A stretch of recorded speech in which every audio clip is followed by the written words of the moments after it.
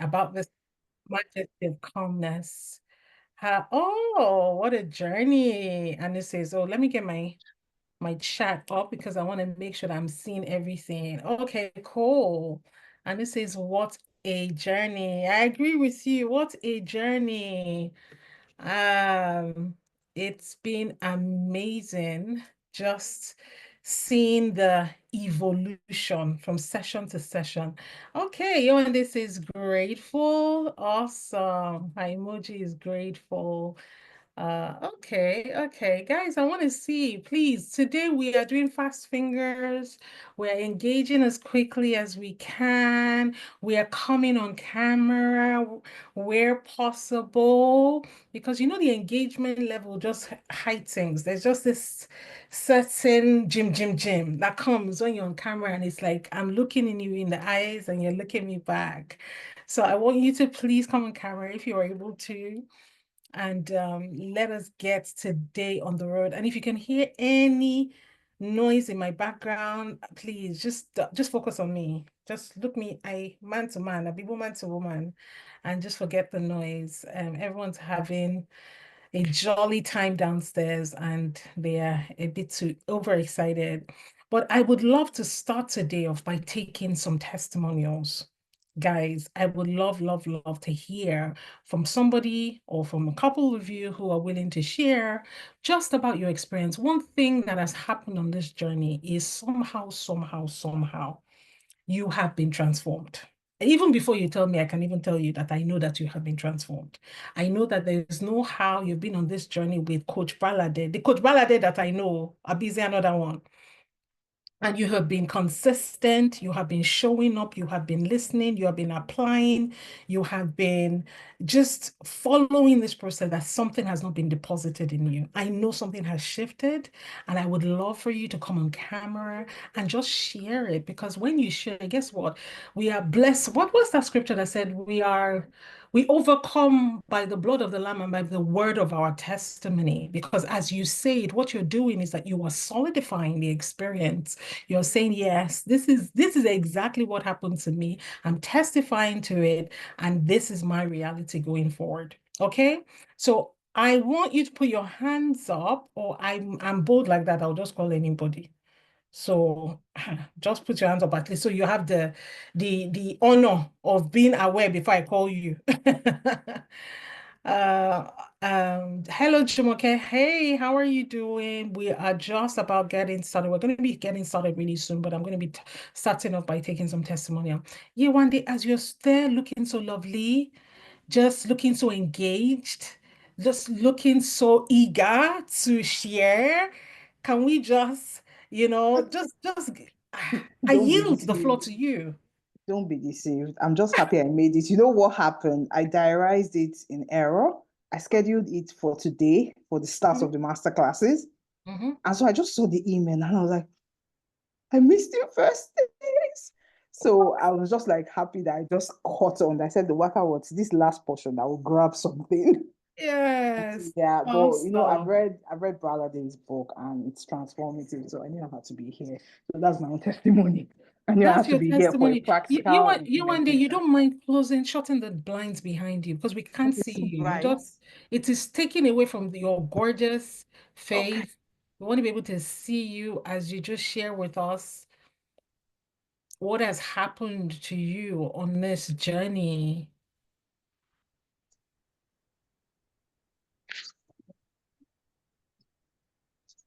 Oh, beautiful. All right, let's go. What has this been like for you? Have you been, first of all, have you been on all this? So yeah, I think you said you have not been on a few of them, but nonetheless, what has happened to you? What's been your experience of the sessions you've been on, and what are you expectant for today? Oh, you're mute. No, you're not on mute, but we can't hear you. I think it's your headphones because I was hearing you all right before.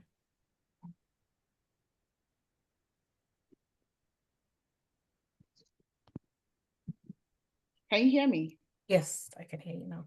Okay, yeah, because there's so much noise in my background, but I'll plug in after I'm done. So this is my first session. So I diarized an error for the start date for today.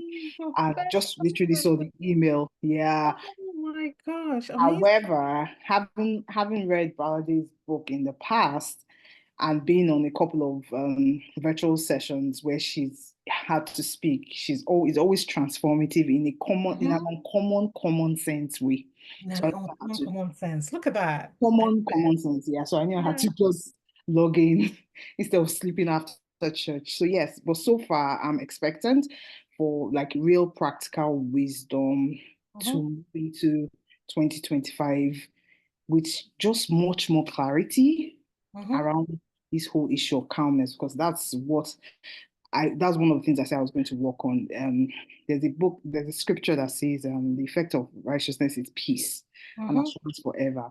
So I've mhm. held on to it that, you know what, this is what I'm moving to 2025 with, because there's so many things I'm trusting God for. And yeah, so that's me, and those are my expectations. I love it. I love the fact that you're here. It's like even last day, you're not even saying you didn't count yourself out to say, it's the last one, there's no need to come. But you're still showing up. I love you. You're my person. You are my Sure. person. Awesome. Okay, for those who are just joining, Abiola, I see you. Dr. Abel, I see you. Hey, hey, hey. I'm taking some testimonials. If you're just joining, please let me know in the chat how you feel about the session. It's the last session on the series. It's the final day. And you know how final days are. We are going, the path of the just gets brighter and brighter. So we're not regressing. We are going more. We are going higher. Today is going to be absolutely epic in every sense of the word. Who is excited to have the happiest year that they have ever had in 2025? Put in the chat for me. Let me see. Put an emoji. And then I'm going to take a couple more people to give some testimonials before you go. If you're just joining, you don't know who I am. You think you've joined the wrong call. You're like, well, I was going on Majesty of Calmness, but there's this lady. She's wearing this yellow top. She definitely isn't Coach Bala there. Who is she and what's she here for?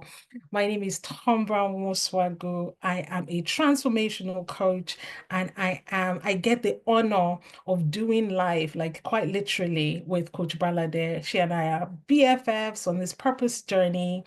And in fact, I'll get to her impact on my life as we go along, but I want to just quickly take some testimonials because I want to hear some stories of transformation, especially as you have been on this. There's no way you cannot tell me that something has not shifted. So I want to hear some of that.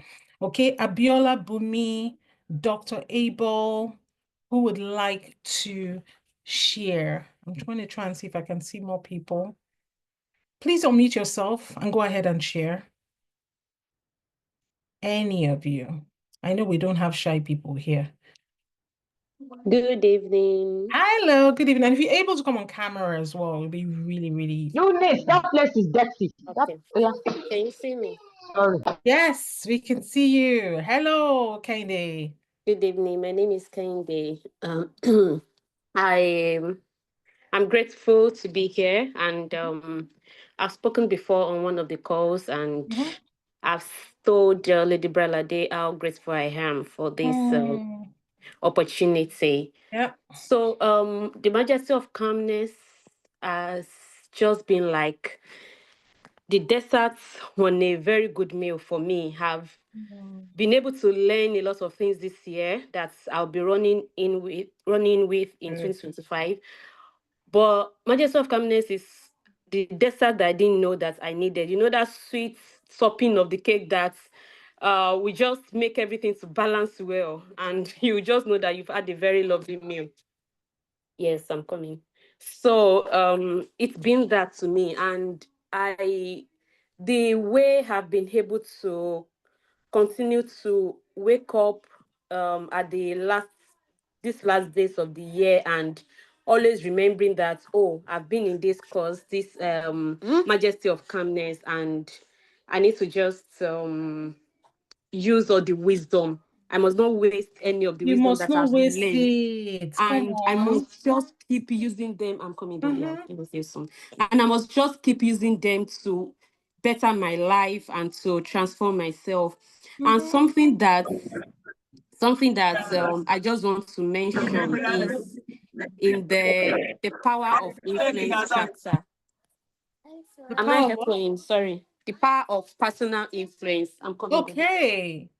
Yes. So that says that, let me see, no individual is so insignificant as to be without influence. Come on. So I've just it just resonated in me as if I've never had that before. Mhm.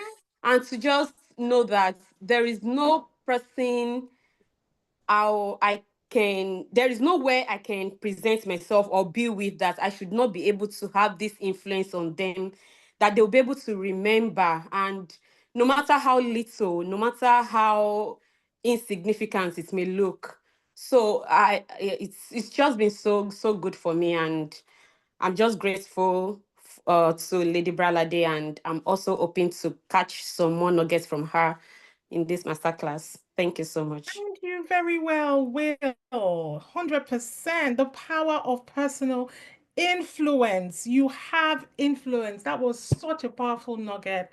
And I am so grateful, especially with your dessert analogy. I was like, yeah, it's like a dessert, isn't it? Like you just have it and it feels like, are you being overindulgent? But no, it is absolutely yours for the taking. So I love that. I love hearing that. I'm going to take one more person. I see you guys, or a couple more people actually. I see you guys in the chat. Who else would like to go? There's Blessing, welcome. Prince, Hi. welcome. There's Okezi, welcome. LA Gold, welcome. I say a big welcome. Sonasi as well. All right, someone unmuted themselves. Okay. Let's go. Hi. Hello, Yes, I Jumoke. did. How are you? Are you able to come on Hi. camera if you I'm can? fine. Good evening.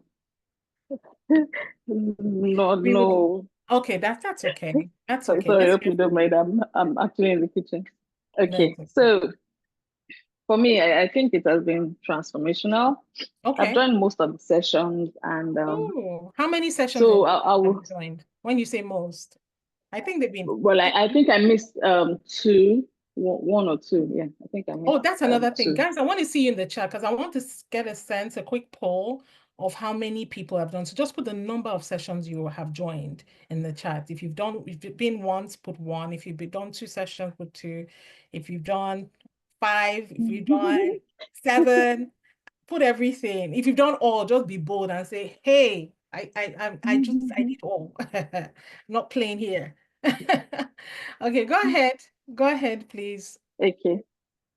Okay, so for me, I think that it started with, for me, with taking off the pressure, like, sitting in your space and stop putting pressure. So where am I? Am I catching Mm, up? Am I, that was what the first session did for me. And it really drew me in to say that, what, mm, stop and appreciate where you are, and, yes. stop benchmarking across board and all that. So I think that first of all took off pressure and made me calm. So I started into the rest of the session, and then the personal influence, like sorry, I don't remember her name, the lady that spoke before me mentioned.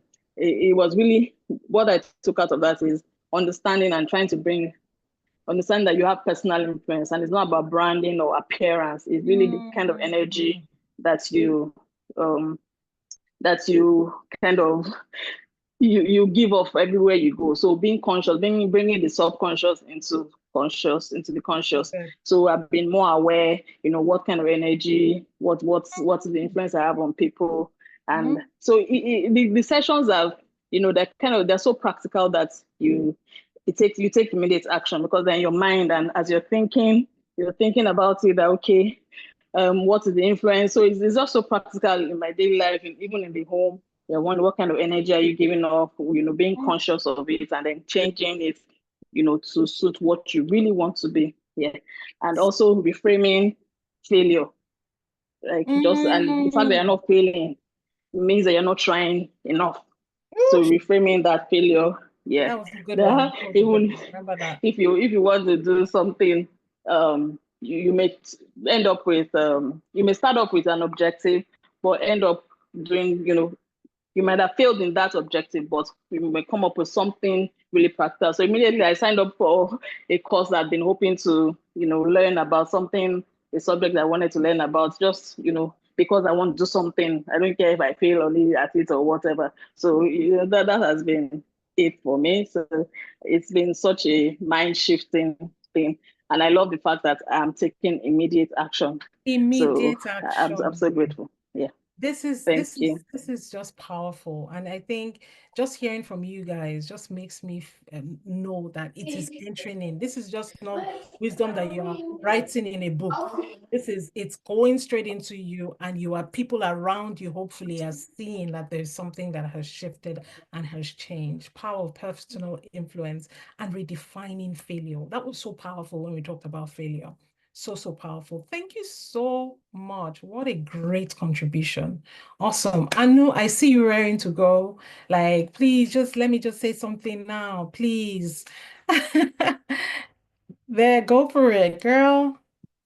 Hello. Hi, Hello, Coach Tombra. hey, girl. How are So good to you? see you. Hi, everyone. So good to be here. I feel so honored to be here.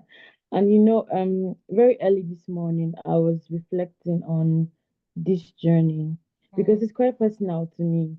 And I was reflecting on it, and I was just thinking about the process before now. The fact that what the team put in, what Coach Balade and the team put in for these classes, they were so intentional, mm, from the colors to the fonts to the mhm, words that were spoken to mhm. the emails that were coming. And one of the things I was saying, that how did I get this awesomeness for free? Because literally these are things that you pay thousands of pounds for, Oh, tell and it's not them. even up to, but like, it's not up to, they don't give you enough value as this. But she always shows up every day on the days for the classes, and then she gives her best.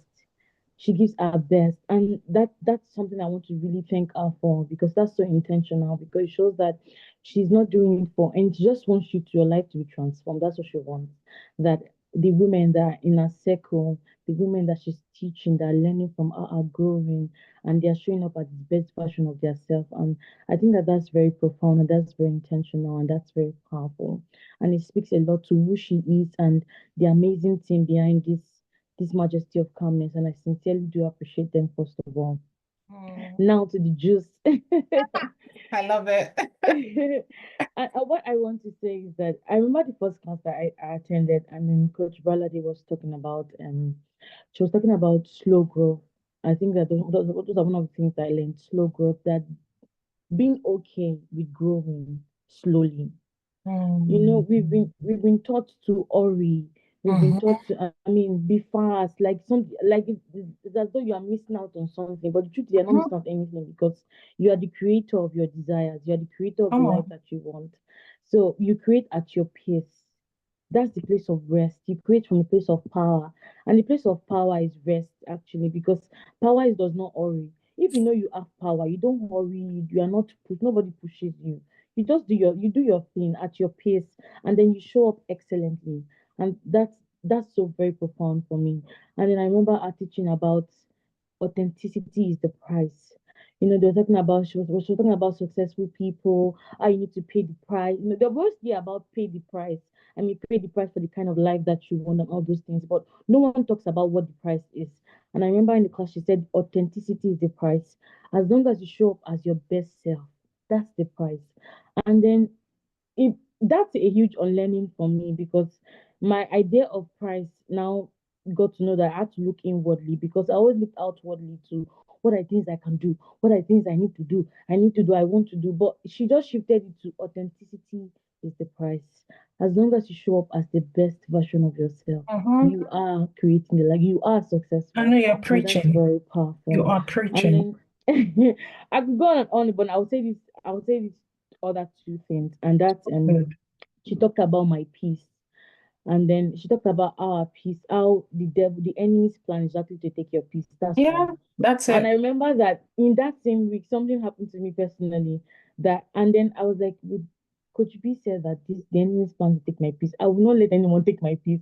And I was so intentional. Like, I guarded my peace so much. And I was so happy that I joined the session, because who would have known that my week was going to go like that? But Mm, just hearing those words and having it in my heart really helped me overcome that situation. And then the final one that I would say is about retreat. You know, I come from a CSC background, which I appreciate and I love. mm, But there are some things that it's always about doing more. you need to fast more, you need to pray more, you need to more. And it's fantastic. It's amazing to fast and pray. These are the way that you keep yourself guided with God. But what of the place of rest? And that's what this retreat taught me, how to rest. Like retreat is also resting, just resting in the fact that God got you, resting in the fact that everything is okay, resting in abundance. Because I feel like it is lack mindset that also makes us, hurry and make retreat about doing more, getting more for God. But because literally the universe is for your good, the supreme being, God is working, everything that is working out. He's such a good, abundant God. Why would you allow you lack? Like, why would you suffer? That's not his plan for you. And it just allowed me to see retreat in a different way. This has been a retreat for me, a treat and a retreat. A treat in the sense that it's like taking my cake and my hot chocolate and just chilling in that very warm weather. And then also a retreat that I can give my soul rest, like a soul clinic. I can learn and unlearn, and it's such a journey. Thank you so much. Thank you everyone for this journey. Thank you, Coach B. Oh my, wait, just stay where you are. Stay where you are. Because now I'm just wondering, like, I'm like, what a wisdom. I'm not- because now let's even dig deep. Let's even dig because I know that you've been on this transformational journey with Coach Brala there for a number of years. You know, I want you to go back to where you were before you encountered her. Yeah. And let's just do a comparison, like compare and contrast. Oh my You God. say some of the biggest impact that she's had on you is, and if somebody were thinking about, "Ah, maybe I need somebody like this on my journey," what would you say to them? Oh my, I believe that Coach Balade is the best thing that can ever happen to you. Mm, She's literally the best thing that can ever happen to you as a person. And I would say this. Okay, so before I met her, I'm a marketer. I love marketing. I'm passionate about marketing and all of these things. But Miss Balade showed me a version of myself that I've never seen before. mm, And then she taught me to show up. I'm mm, currently rounding up my master's program in the UK, and I can say that some of the things that I showed up for in class as course rep, assessment in teams, things I show up for so boldly is literally because I hear Coach Balde's words in my ear. Like it's mm, resounding. I remember on LinkedIn, there's someone else again, Temnolua, and there's one of mentees for Coach Balade. And then I remember I just seen a flyer that she had on her website, on her page on LinkedIn. I was like, what's that thing? Remove it. And she was like, I'm literally hearing Coach Balade's voice. Because if it's not excellent, like why are you putting it out? What are we even mm, doing here? Like in my personal life as a creator and in my personal life as a person, I've been pursuing purpose so much. With Coach Balade, you get enlarged. The thing is that she speaks to the fact that it's not like you are trying to become, you're already these things. What mm, she's doing for you is to bring those things out. It's not like oh, you're trying to maybe I will now be maybe. No, that's not the question. The question is that you, as you say, you have the capacity. I know stop talking, like you have the and then she speaks it's like she sees everything that you are, and then she calls it out for you. And mm, that's like the most powerful thing. And it changes the way, because you can literally hear her voice in your head. You'll be mm, hearing, if this Coach Val, imagine, in my head, I'm like, if Coach B assess this thing, what would she say? Let me revise it. Let me redo it. See, mm. because excellence, because I realized that as she's teaching you, she's not teaching you to copy her. And that's one thing I love You about need to her. be She's not teaching you to yourself. copy her. She's Mm, teaching you to be yourself, to mm, own your power, to do extraordinary things, and to show up as the best version of yourself, purposefully, with purpose. And she does it like, wealth is not a problem for you. Like, why are you even having this? This is not the issue. Like, this is not the and she's always teaching about impact. Like, it's not even only about you, it's about other people. so I good. remember asking me one time that I didn't know young people that you are teaching and training. And like, so you just want to stay in your small island, only you. Is that what you want to be doing? And then Sounds like my it's friend. really changing the way I'm showing up in life, showing up as a mother, as a wife, showing up as a creator, as a marketer, and it's transforming. Coach Balade is, you really need that in your space. You do need that in Mhm. your space. You do need Absolutely. that. Absolutely. I know that was brilliant. We could just take that, transcribe it, and that's one heck of a testimonial. Thank you so much. I really appreciate that. Thank you for I the can see video. some. I'm gonna take at least one more person because I think it will be um it will be remiss of us not to. So who would like to go? Somebody who is like, you know what, this has changed me so much that I must testify. I must share just how impactful this entire process has been, particularly as it was served on a platter of gold. Like literally, I don't like to use the word free because came at a cost to Coach Balade, her time, her team's time, and all of that. So it wasn't free. Someone paid, but you didn't. So I would love for you to come on and just share what this has meant to you, just the way Coach Balade has shown up, the impact this has had on your journey so far, and anything else you would like to. If I don't hear me, I'll go gangster. If I don't hear from, I will call somebody. Let me start scrolling. So if you know that you don't want to be called. See the thread between being called and not this thing. Okay, Ayo Oluwa. Who else have I got here? Abiola. I've got Jess. I've got Ini. Ini, come up. Grace. Judy. Judy has been live in the chat. So, Judy, you should be ready. Come on. I think that I know, in fact, that was a whole sermon that you in fact, when you were talking, I was literally shaking because I was like, this girl, she gets reality. I think it was something that it's been really, really, it's been it's been I know. Are um you able to come on camera? If you can, it's okay. It's not who's speaking. can you hear me, Yes, we Judith? can hear you. Are you able to No, I come can't. on? No, No. okay, it's okay. I just want to ask. All right, so I think it's been very revealing, and it's Mm, Brala Day, so I didn't expect anything less, but it's just the ease and the calm with which she says these things. It's like somebody teaching you something, and then you're not worried, you're not leaving the class more confused. There are sessions you go to and then you just become anxious and apprehensive because it looks like you're so far from where you need to be. In this mm, class, you know where you need to be, but there is an ease and there is a calm with a sureness that if you follow the path, you will get there.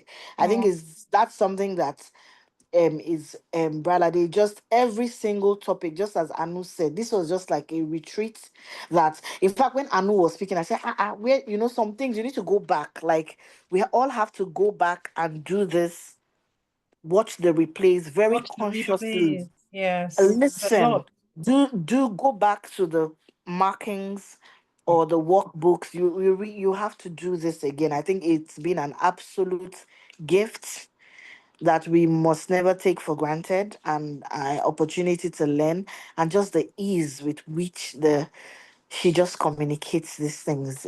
It goes into your spirit and it sits there and gives you strength to know that um you can actually become, live in this space, live it, you know live in it, and it's not a fallacy, it's not something that is unreachable. And so I'm very grateful for this opportunity and looking forward to 2025, the best year yet. So thank you very much, Yes. Baladu. Thank you, and all it was just really nice, and it's been an Mm. absolute blessing. Thank you.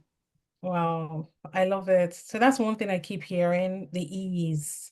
And then something else that I think Anu and then yourself you supported talked about how she doesn't leave you feeling like the distance between what she teaches and you is far. There is this, helping you know that you can do it. Come on, let's just go. You are nearly there. I don't know how she does it, but it's just such a beautiful way and approach and style that she has that is very empowering.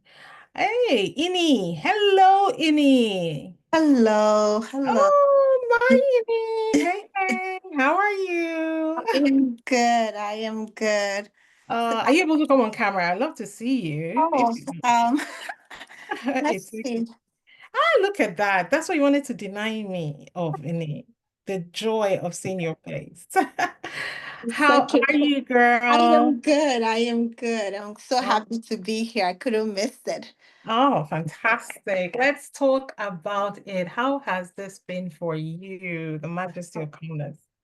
It's been life-changing for me. I believe it's what I needed in this season. It's Mm, such a perfect way to end the year.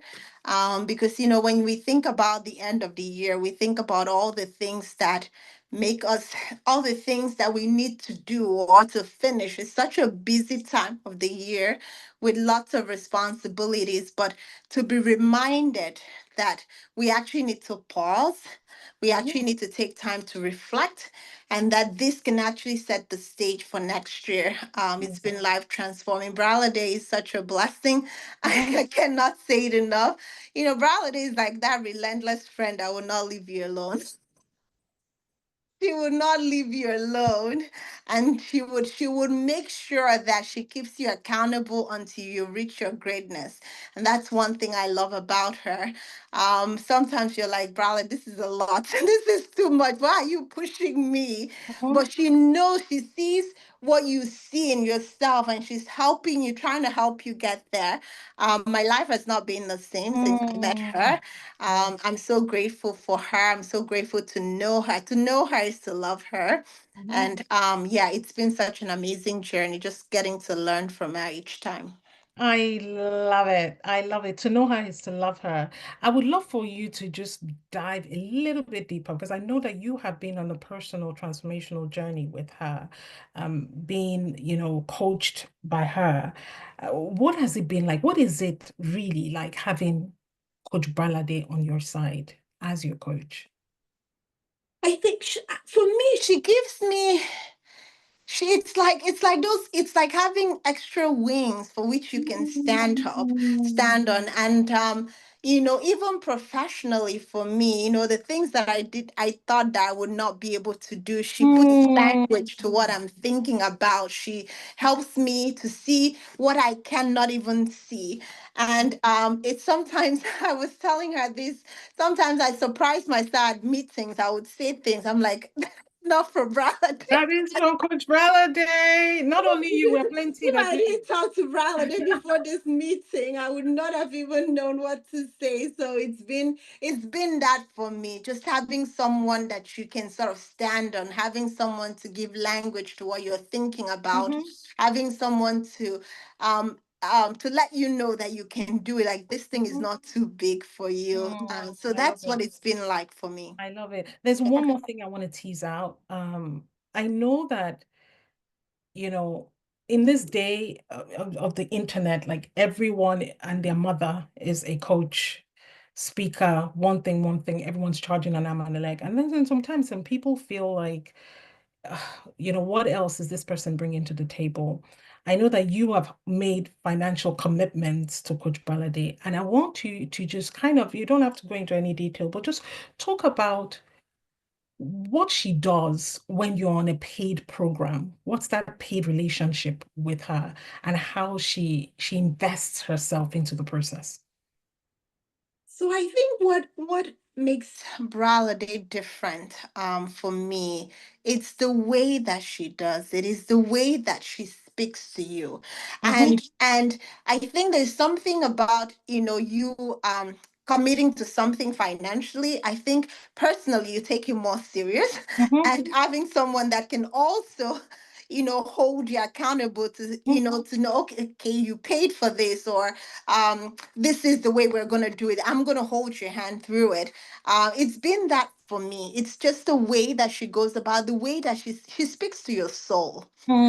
She speaks to your soul mhm. and she holds your hand through it. It's not like, okay, you signed up for this, you're on your own. No, it's not like No. that. Sometimes she would be the one to say, oh, Ini, we haven't met. We Mm, haven't met, we haven't had a session. And then, that prompts me, and that, sometimes I would do things because I know that I have someone that is holding me accountable. I'm more likely to, put effort into it. So it's been that for me. fantastic. Thank you so much, Jenny. What a brilliant mind. What a fantastic contribution. Thank you so much for just your honesty, your transparency, and just reaffirming some of the stuff that we've heard today about just how awesome Coach Bralade is. Thank you very much. All right, I don't think there's anybody else. Ashani, I see you looking beautiful and ready to speak. Like you're just begging, like, please pick me.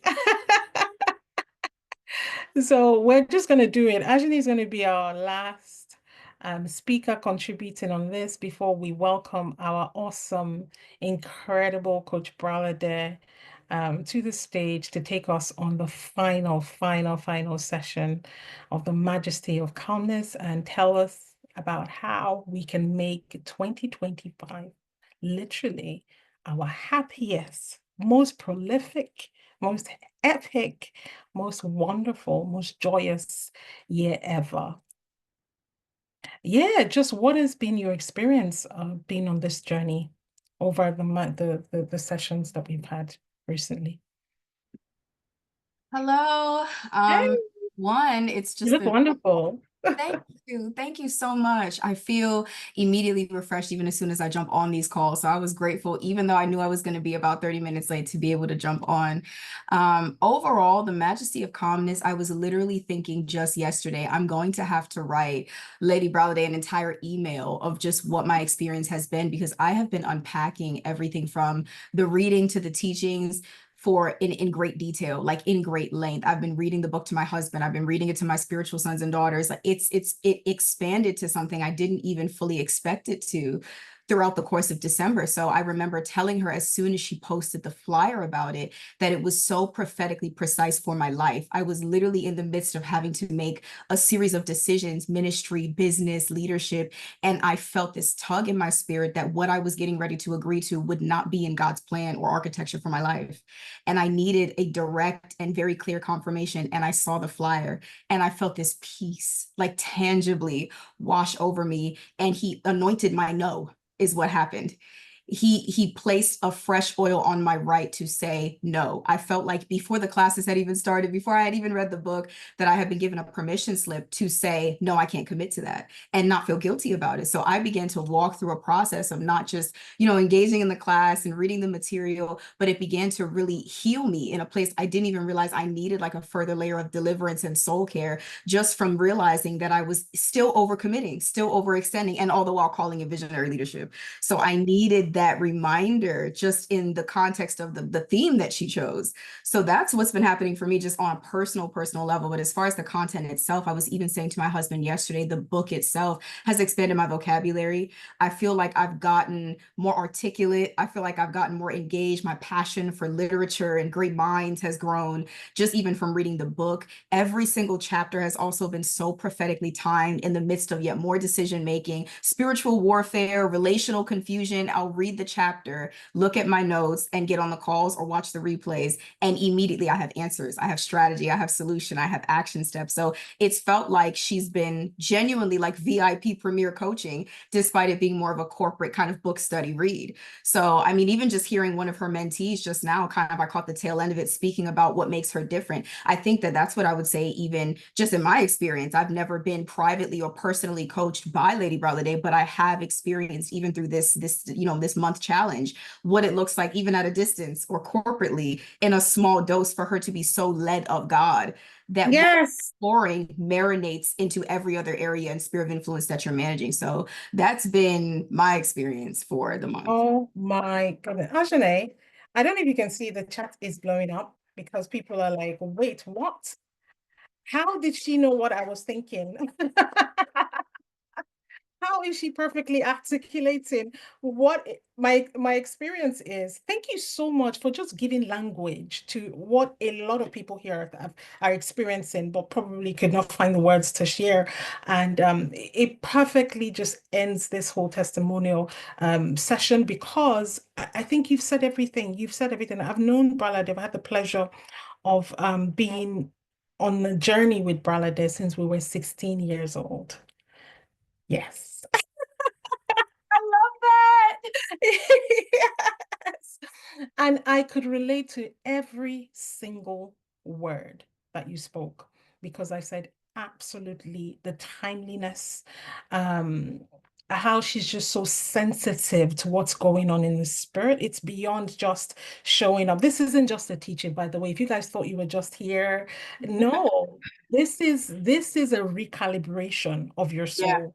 It's basically recalibrating your soul and getting, it's like a compass, getting you in the right state for 2025. And there are people in this room that things will happen in 2025 that you'll be grateful. You'll be like, oh, so glad I was at the Majesty of Calmness, because here's my response to this, and it would have been different, no doubt, if I wasn't here. So thank you so much. That was just so beautiful and powerful and poetic and everything. I'm like, who are you? But thank you very much. Okay, guys. I have one more thing to do today, and it fills me with such great honor, such great joy. As I was saying to Ajane there, I have been on the journey with Bralade. Bralade and I actually were born on the very same day, same month, same year, same everything. But we didn't meet at all until we were in university on our first year we went to the same university. And I remember the day she told me that she was born on my birthday. I asked her, "What's your birthday?" And she told me my birthday. And I thought she was pranking me. I was like, "Wait, what? I'm asking for your birthday." And she said, "It's the same." She was like, and I was like, "Wait, what?" And I was like, "For the year." And it was the same year as me. And I was like, "Wait, we're like twins." And there started our sisterhood. There started our friendship, what has blossomed into such a great, impactful purpose journey that has changed my life so profoundly. I feel honestly like I'm one of the most blessed people in this world, because I get to rub minds with one of the most intellectual, yet spiritual, yet accessible, relatable, that's the word, people of our time. I'm not even joking. This isn't hyperbole. I am being like dead serious. I feel like I won the lottery on friendships, because Bralade has one of the sharpest minds ever. And what makes her different is that if you have that and you layer on top of that just a willingness to do good, she's not thinking, oh, this is business, oh, I'm just doing. No, it's a constant desire to go over and beyond. How am I going to touch you in a way that it will always be, you always remember, and our paths will be inextricably linked forever, because you will always remember that there was impact here. There was something that changed. I took something away from you that you didn't need, and I gave you something that you so desperately need for your journey. And that's what she's doing every single day, constantly on a hunt to help people get better, help people see better, help people do better, help people desire for better, help people, say no to things that don't empower them. And when she said, I'll be honest to you, when she said to me, I'm doing this study on the Majesty of Calmness, you would think that I would be like jumping, oh my God, this is so great. I said, Paladin, like Majesty of Calmness, like what what is the majesty? Like, what does that even mean? I'm like busy running every single day. I don't need to be calm. I need to finish stuff. It.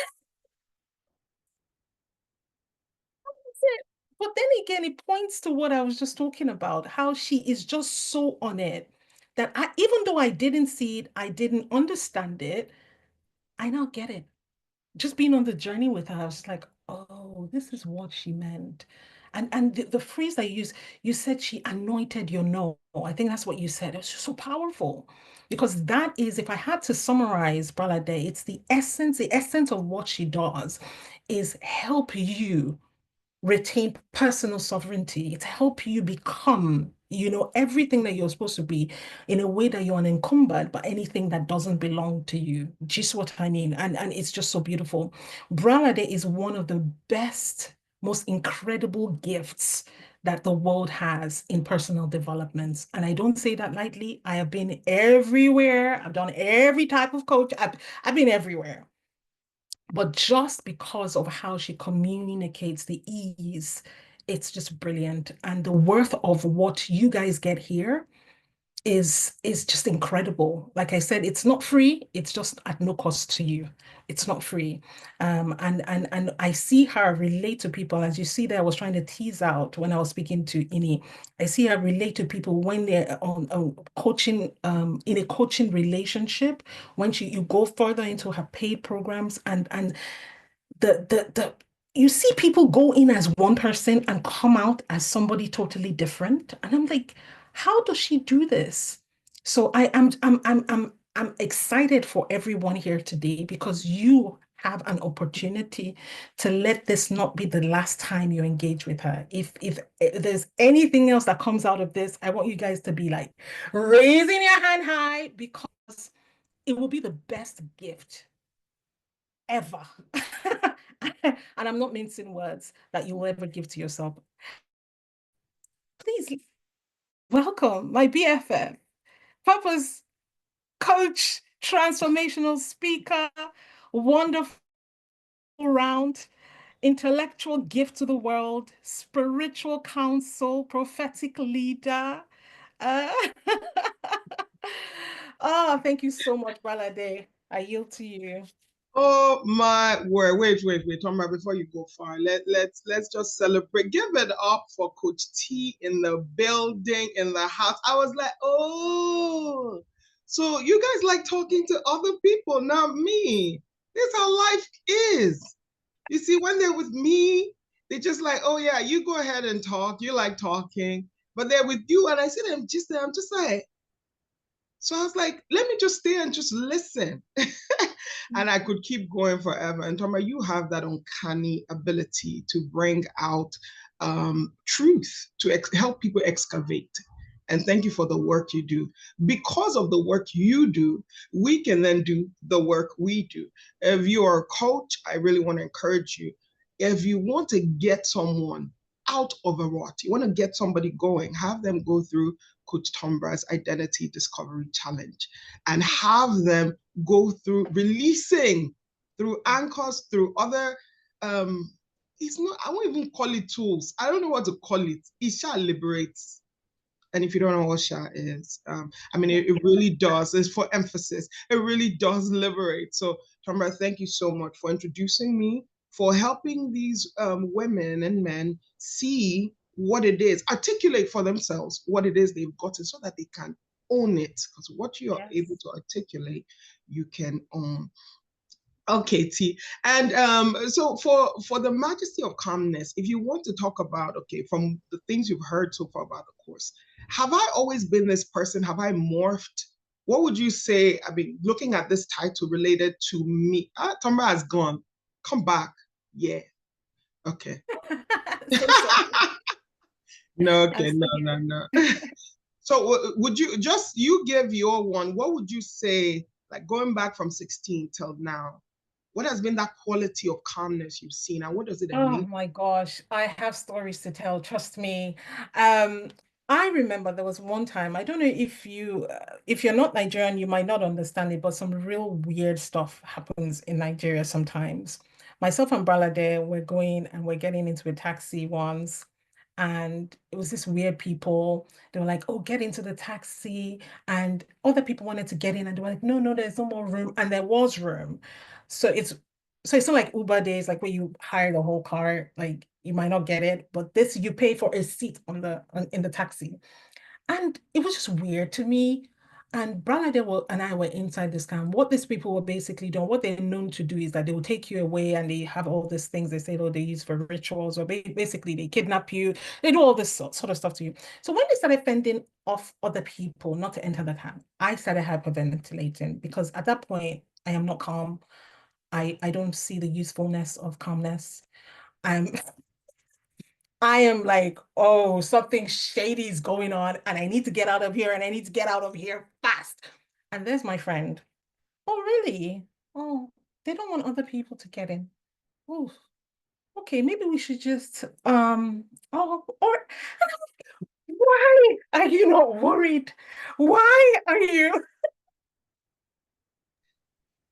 They cannot one chance me.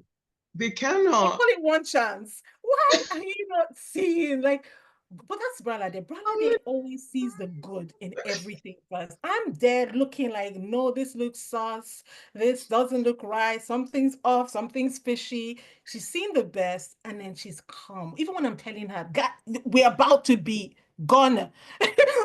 She's still so calm. But that's the thing that I see about you, Bralade. The fact that you embody this thing that you teach isn't just because you have nothing else to do, or coaching is quite vast, isn't it? You can come up, there's financial coaching, the relationship, you can come up with all the things, but somehow you've managed to work out that the thing that holds everything, the thing that is at the center of our being, is this our capacity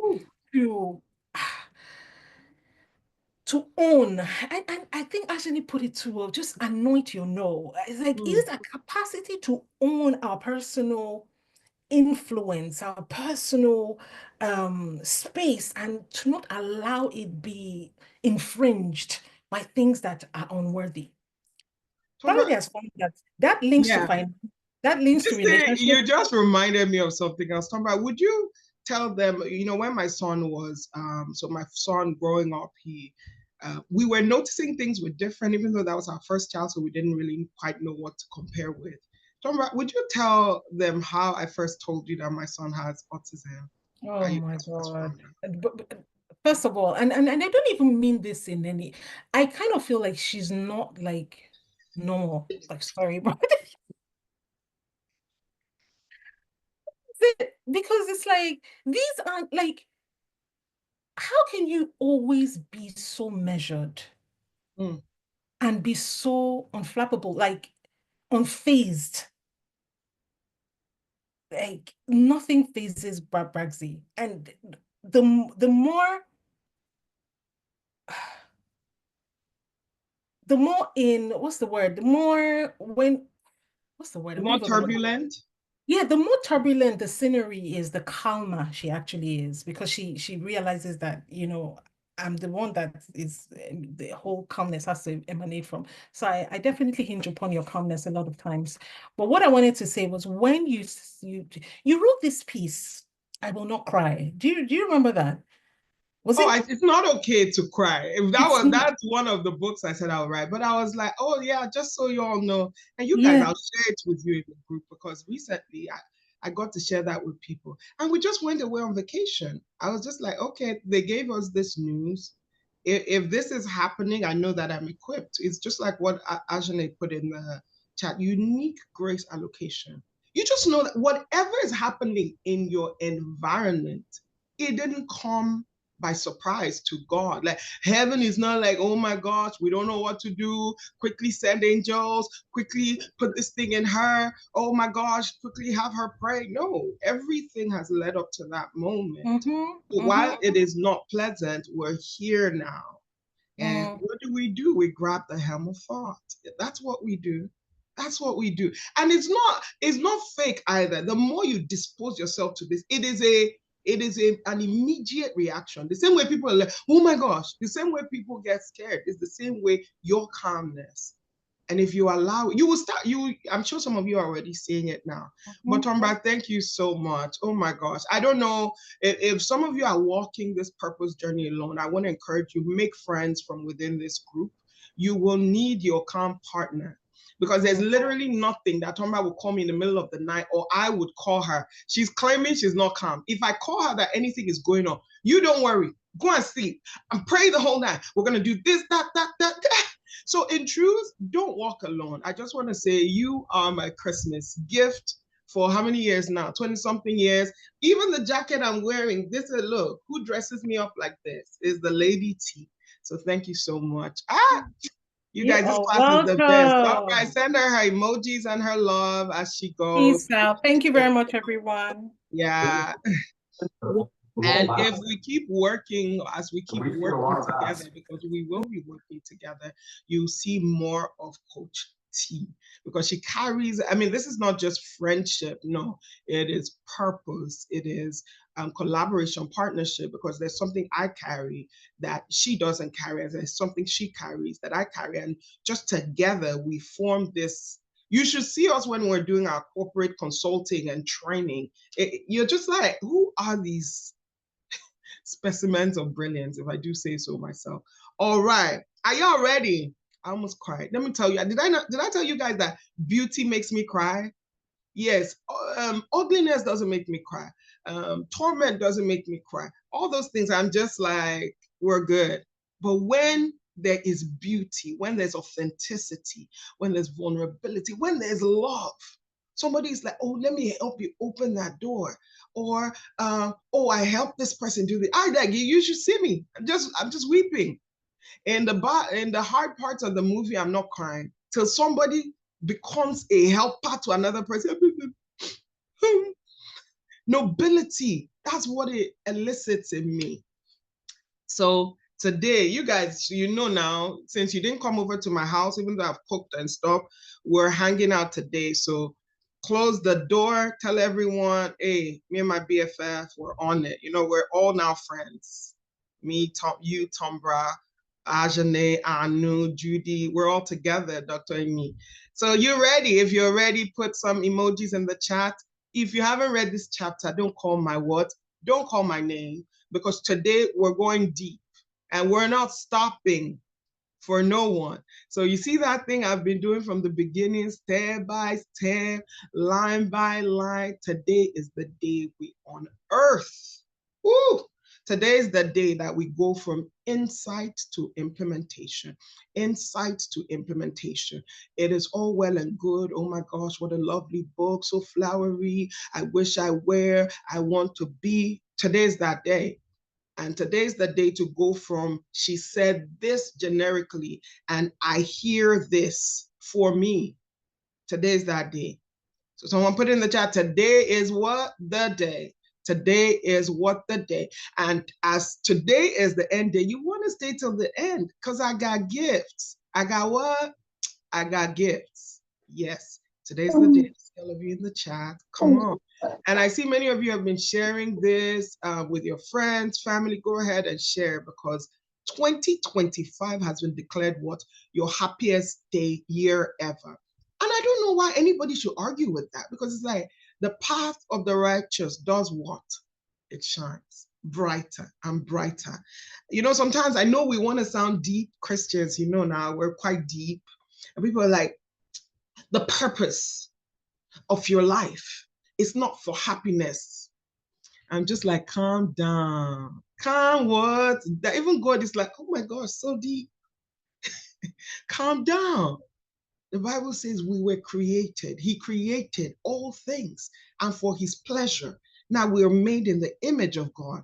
How are all things not for our pleasure? Like it don't even make sense. It's not according to the character of God. It is this same God who wants to be called beautiful names. He wants us to worship him, to praise him. He wants us to see his beauty, his glory, and he wants to share that glory with us. Then our lives are not for joy. And I know you're wondering, wait. Are you saying I can eat everything I want? Are you saying I can just sit at home and be lazy? Is that true happiness? We'll discover more about that today. So, all right. I'm just letting Instagram just get, you know, just the first. I'll be looking at you guys though, because, you know, they are the Jara people. So I'm just letting them get a little feel of what our session is today, because it's great. It's good to be here with you all. And we have done this book, chapter 1, 2, 3, 4, 5, 6, and finally we're at 7. Happiness.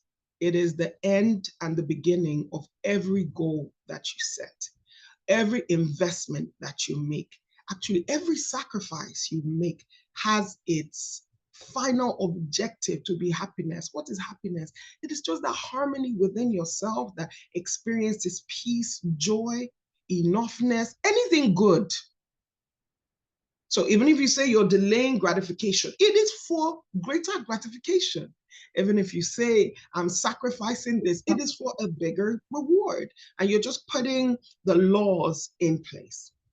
Okay, so the Royal Road to Happiness, I'll be sharing my screen. If you're on Instagram, you want to join us, click on the link in my stories. And join us on Zoom, because this is just for like 10 minutes. All right. You have your pens. If you have your pens and your journals, go ahead and drop it in the chat. I want to make sure that you're good. The very first, sometimes this phone does things. The very first portion of this part, how many of you are kind of surprised by that? If I had to read it like 3 times, I'm like, am I understanding the grammar that, he's speaking? Because it sounded kind of strange. Somebody was speaking, someone who was great, influential in the world in his time. Remember, this book was written over 100 years ago. So this is the equivalent of you putting anybody's name, Oprah Winfrey, Alibaba. No, Ali. What was the name of that Alibaba owner guy? Jack something. Anyway, all those people, as you know, is the equivalent of that person saying that they're not okay with their life. That I found that part hard to understand. Okay, it said, during my whole life, I have not had 24 hours of happiness. I have to highlight this part. This is not when he was poor, when he was jobless, insignificant. Because, a lot of us say, I know I'm having significance and I'm enjoying all these things, but I don't quite have, I have success, but I don't quite have significance. And this is why I'm not okay. This person has the kind of purpose you're looking to build. And the person said they enjoyed 83 years, wealth, fame, honors, power, influence, prosperity, and triumph, yet not one day of happiness. So it's like, And you see, these are the things that sound deep, but these are the things you also want to kind of check and be like, but why though? Because really, do you want to be this workaholic all the days of your life, just a tool, and not really enjoy life? Like, if you were to sit down, if you were God Almighty, and we, with all of our, in quote, unrighteousness, we still think that happiness is a good virtue we would like our friends and family, our children to have, why would God not want that? And what is it that gives that? This is to just establish that it doesn't just come from your position in life. Neither does it come from your possessions. It comes from something deeper, something deeper. And I'll just touch them lightly.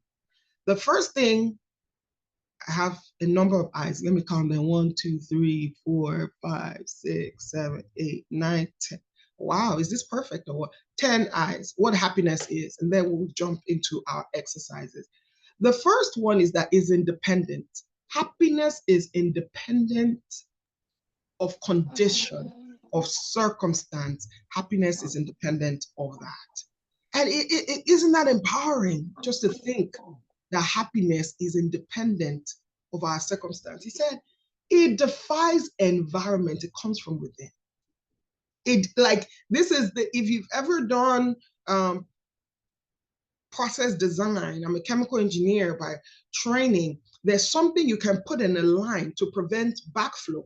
So for example, in your water systems, many times the pipes that release water and waste to the sewage is connected somehow to the one that brings potable water into the building. At least it connects at the sink.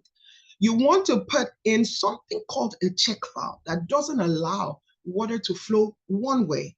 It only allows it to flow in the one direction. It restricts the flow. They're saying that this happiness, it comes from within. Nothing external can press against that check valve and win.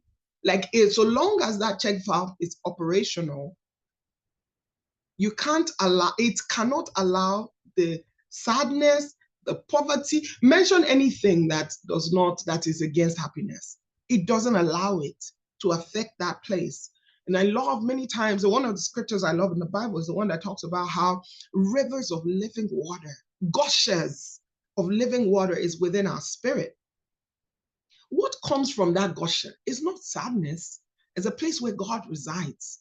So if God resides there, every good thing comes from there. It defies environment. It defies environment. No matter how cold the earth is, it can never freeze the sun Oh my gosh, climate change, all these things. You'll never see the sun is beginning to lose its temperature. No, the sun is independent. It rather influences what happens here on the earth. That's how you are. As a happy person, that's how you are. You defy environment. They put you in Finland, you have a way to be happy. They put you in jail, you have a way to be happy. Think of your favorite Bible characters. Think of your favorite whoever. Your fan, your what's the opposite of fan? Your heroes. Think about all of them. And you would see that everything wasn't always a straight line for them, but there was a level of belief, there was a level of faith, there was a level of what I dare call happiness, because you cannot perceive a joyful future without experiencing it in the here and now. You cannot perceive and walk towards it. When you've made it your vision, you inadvertently enjoy the emotions that are associated with the destination. That's why sometimes you look at people and you think they're crazy, because they're dancing to a tune that the rest of us cannot possibly hear. Happiness defies environment. The second one is that happiness is internal, which is what we're seeing here. It comes from within. It comes from within. It doesn't come from outside. You know, I did some research in positive psychology.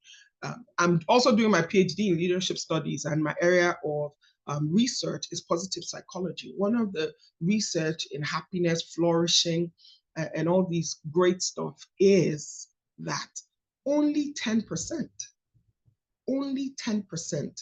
of our happiness comes from the external, comes from enjoying a new relationship, comes from having more money, comes from moving locations, comes from seeing your best friend. Only 10%, only 10% comes from that.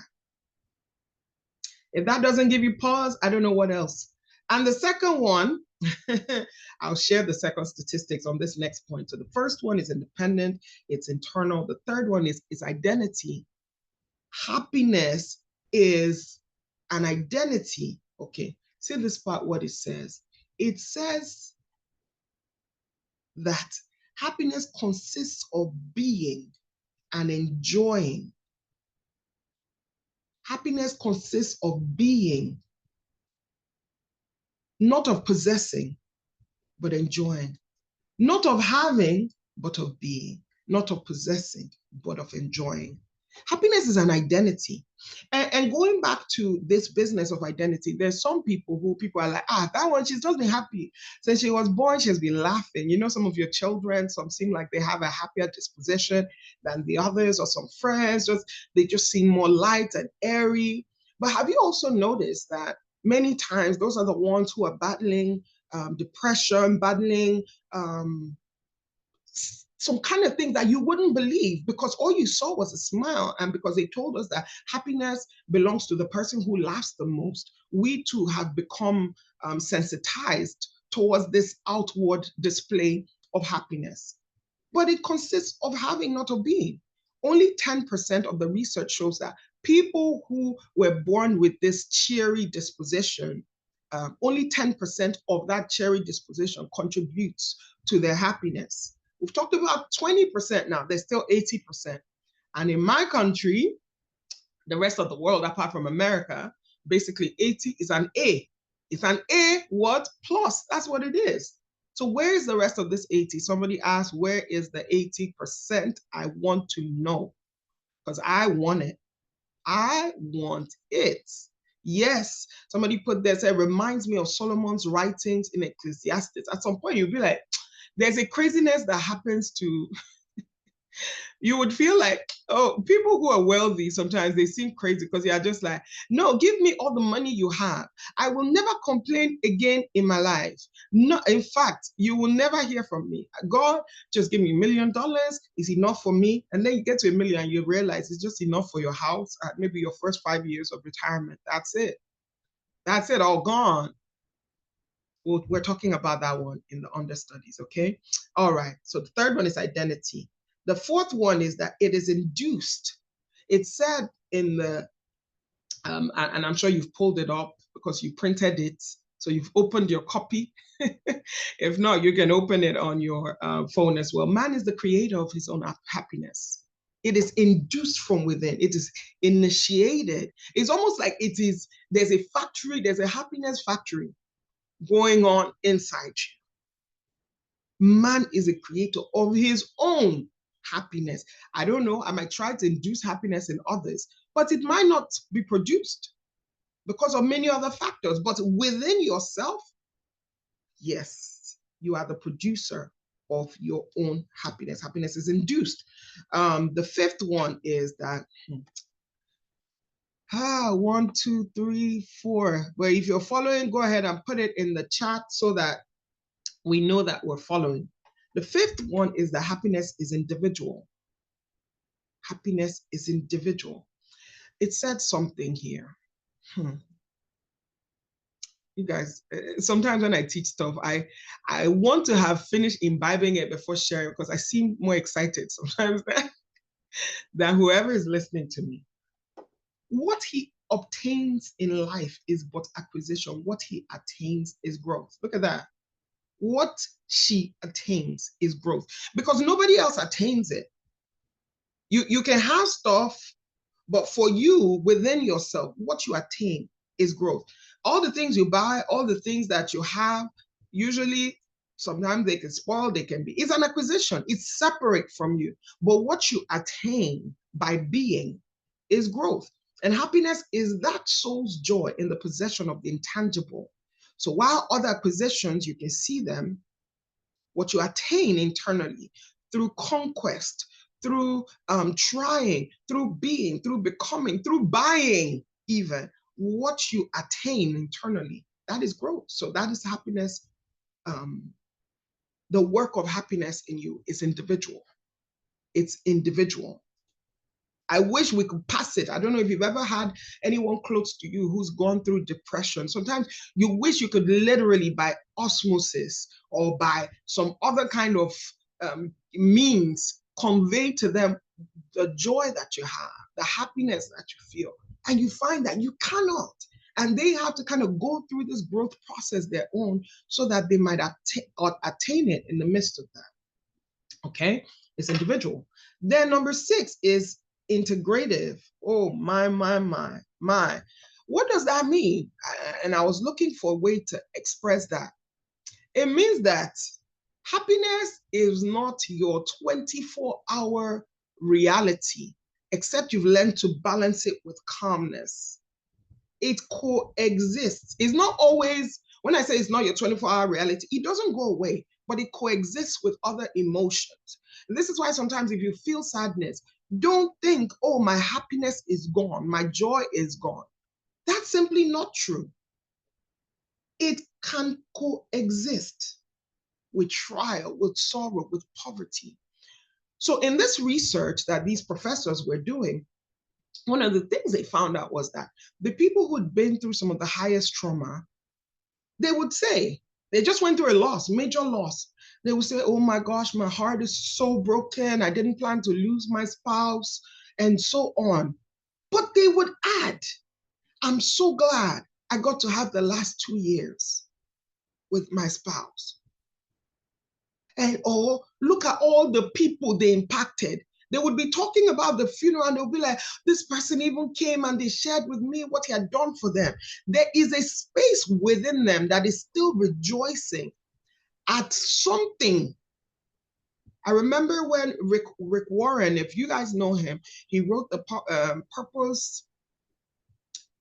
Purpose-Driven Life. Yes, he wrote that and a host of other things. He wrote that. When his son died by suicide, one of the things that they found, or when they were checking on him, and I think I can't unmute Blessing, so if you can, I can't mute Blessing, so Blessing, if you can, go ahead and mute yourself, please. Thank you. Anyway, so that's how they got to the son's house. They knew that he had been having mental health struggles and other kinds of struggles, but they got to his house that day. They were on the outside And they realized something bad had happened because he wasn't responding, hadn't been responding, but his car was there. And also they called the police. And when the police broke into the place, they found his body and they told his parents who were standing right there. Remember, this is somebody who's talked about purpose-driven life. He's a pastor. He's encouraged many other people. I mean, if that man fell apart and even said, God, I'm not doing anymore, many of us would understand. We'll be like, it's true. God, you didn't really try. You didn't really try on this one. Oh my. Blessing Chukunike, if you can, go ahead and mute yourself. For some reason, I'm unable to mute you. Okay? All right. You would understand completely and you would give that person room to just be. But his wife touched her necklace, and what her necklace said was, choose joy. Choose joy. Choose joy. And she just said, I'll choose joy. It sounds so ridiculous. It doesn't sound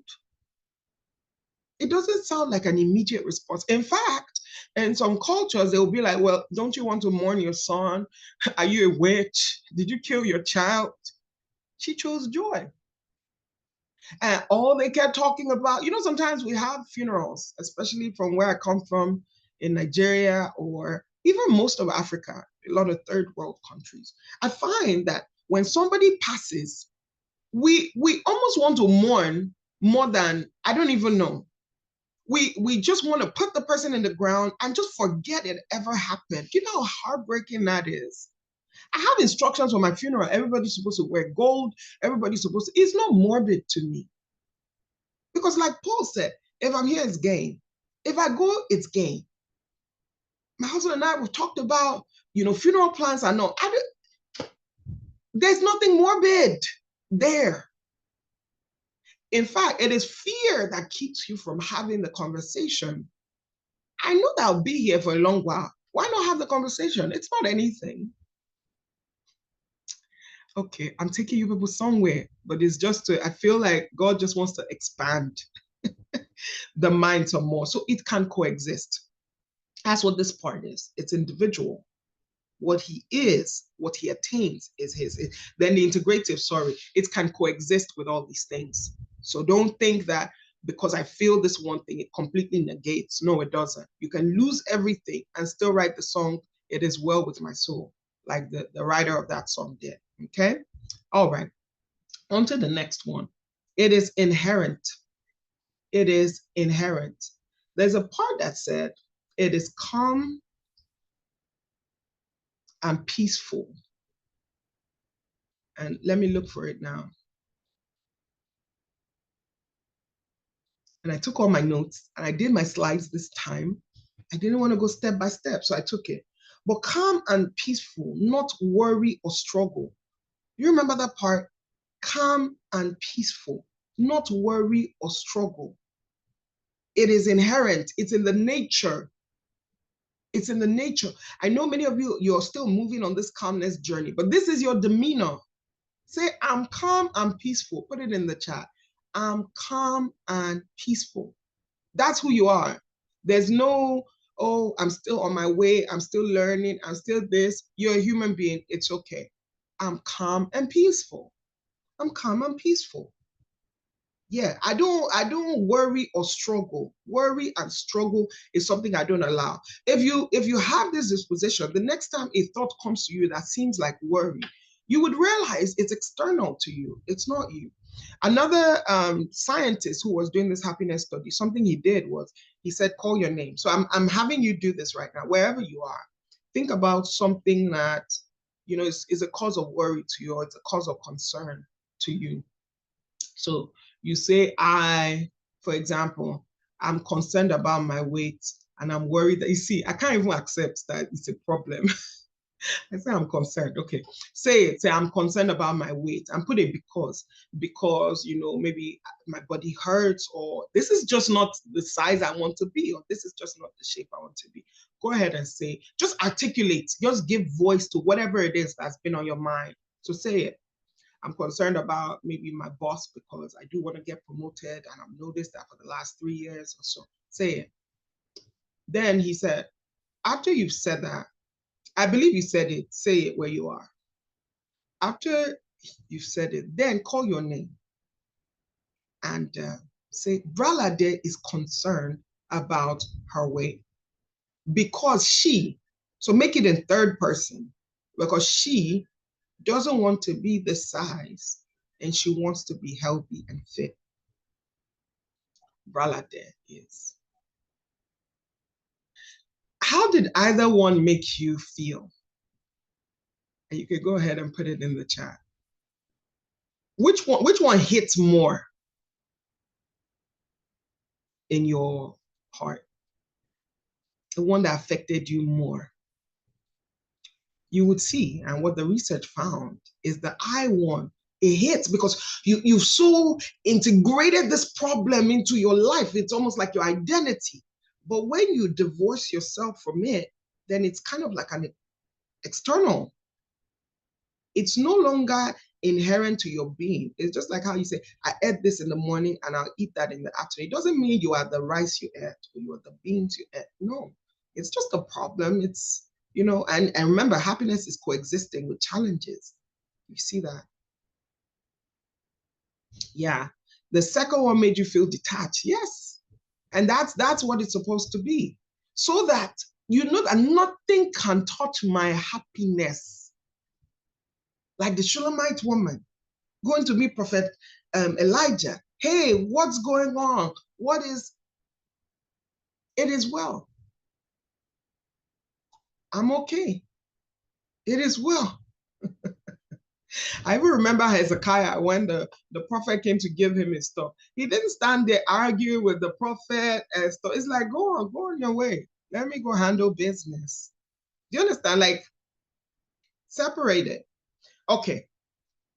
Number 8, it's idealistic. It's idealistic. There's a part in the book that said something. He said, happiness, and let me share this with you. Happiness is the voice of optimism. Happiness is the voice of optimism, of faith, of simple, steadfast love. Do you have people in your life that sometimes when you're going through stuff, you just want to be happy, you just want to think positive thought? Do you have some people like that you call? Those are your happy people. I dare say that's your happy place. Are many people's happy place? I'm proud to be so. Is the voice of optimism. It's the voice of faith. That's like your amen corner. Remember how we spoke about the amen corner? Voice of optimism. Yes, we can do this. Yes, let's try this. Is the voice of simple, steadfast love. Love. Just always resonating. Always giving back love. It doesn't give up. And many mothers know this because you fought for your children. You fought for generations, whether you're a spiritual mom or you're a biological mom, or you've just cared about anything. The voice of optimism, the voice of faith. And this is why you cannot devolve into cynicism, because cynicism is what condemns what you want to change. And for as long as you put yourself in the seat of the complainer, you can never truly change anything. In any institution, in any system, in the world. You could never really change that. So when you're the voice of optimism, no matter how bad things are, remember when the angel will always come talk to Abraham and be like, Abraham, you're the father of many nations. Abraham, you will be this. Sarah will bear a child. And this angel kept talking, angel and God kept talking. Sarah kept getting older. It's almost like, why are you still prophesying over me? Have any of your friends told you anything positive? And you're just like, just be quiet. I don't even feel like you really get me now. I'm really going through something and you're just like, oh, it'll be okay. I'm the friend, I'm that friend. It's just that now I also have emotional intelligence so I can balance it in a way that people can hear. But if you ask me, I'll tell you, it'll be okay. There is no situation in this world that does not work together for your good.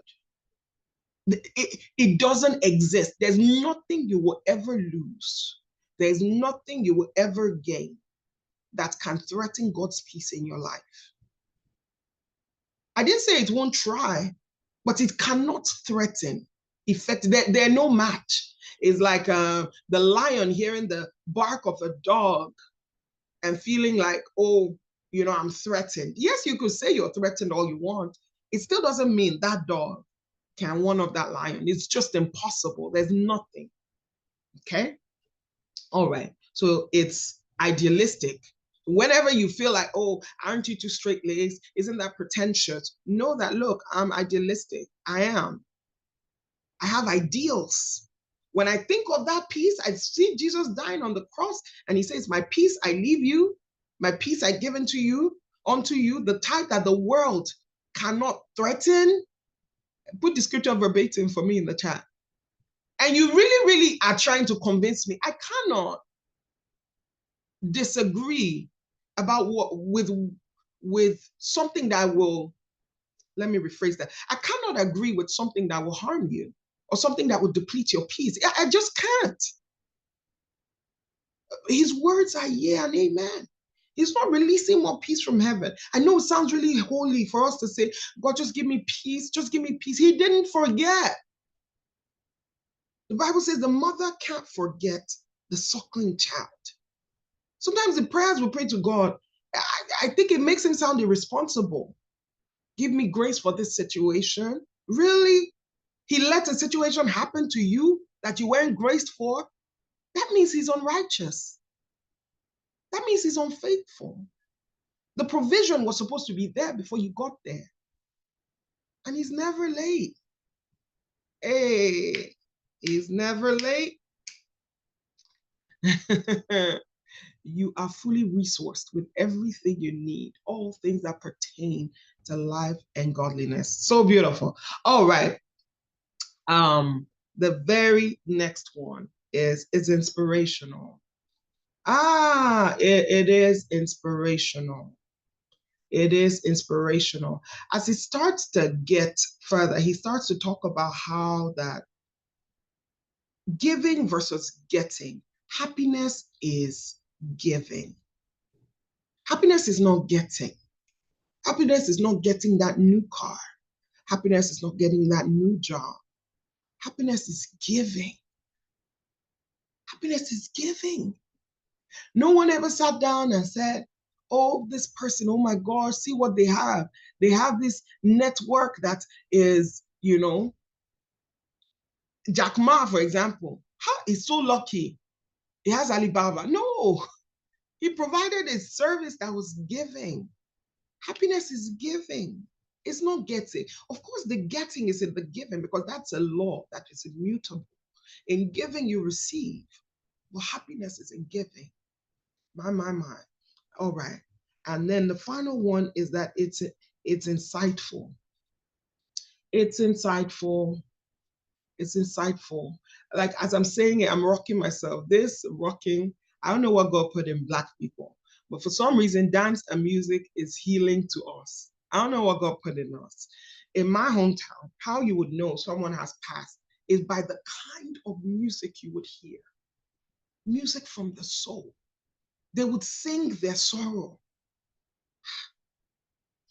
Look, if in culture you don't see God, I'm just like, why are you blind though? Like, why are you blind? Do you think that the Jewish culture is the only culture that has God within it? They would, yeah, somebody put there, Judy said, oh, Wiggery dance. You would see a mother that has lost her child stand up and dance. But the dance is like an expression of sorrow. It's what they call expressive dance. Now we go watch it. And it's a dance of rocking yourself to soothe yourself. It's just like they start to recount that child. They start to recount when they found out they were pregnant with that child. They're singing it. They start to recount how that child grew up, how that child will make them laugh. As they say, they will laugh. Look, we belong on Broadway. That's all I can say. I ain't got much else to say. Okay. I don't know how I got there, but it's a form of happiness because somehow the sorrow is being balanced with the memory, with the joy that you enjoyed, love that few people got to have. I do hope you will see your challenges like that. Why do I say it's insightful rather? Because it comes from sorrow. Remember that part about sorrow? I'll find it. Yes. Let me share it now.